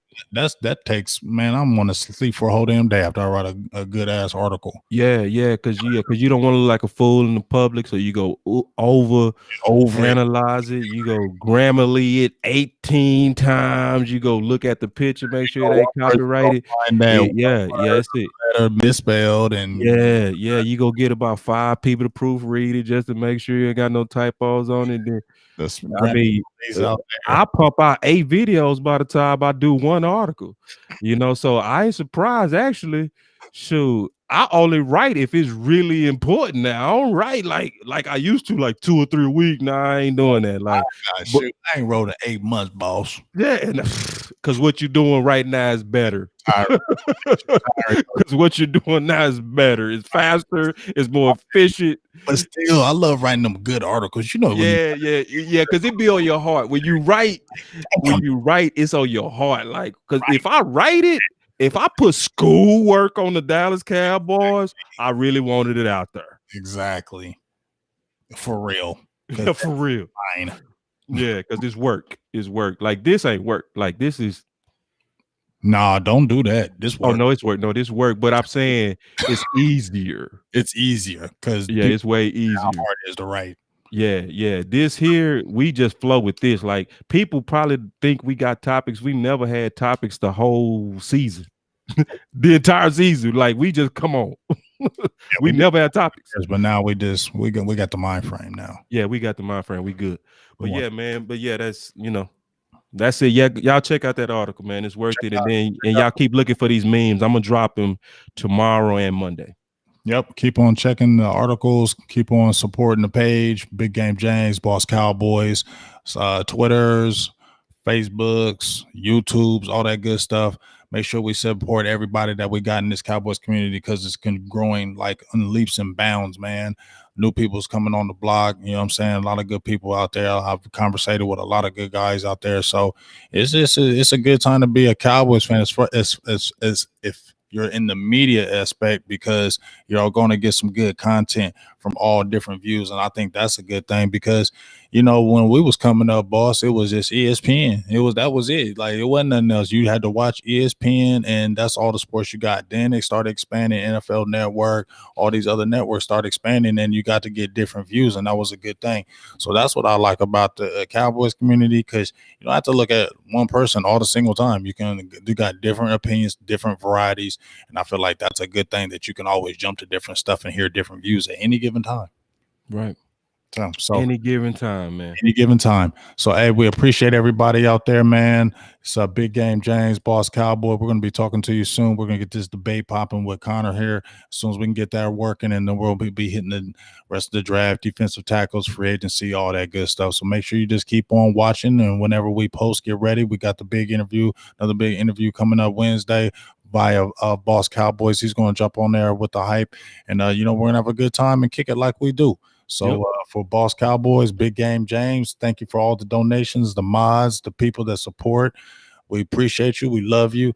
And we always going to do this damn thing. And let's be safe and take care. Big Game James, Boss Cowboys. We out. Peace. Peace.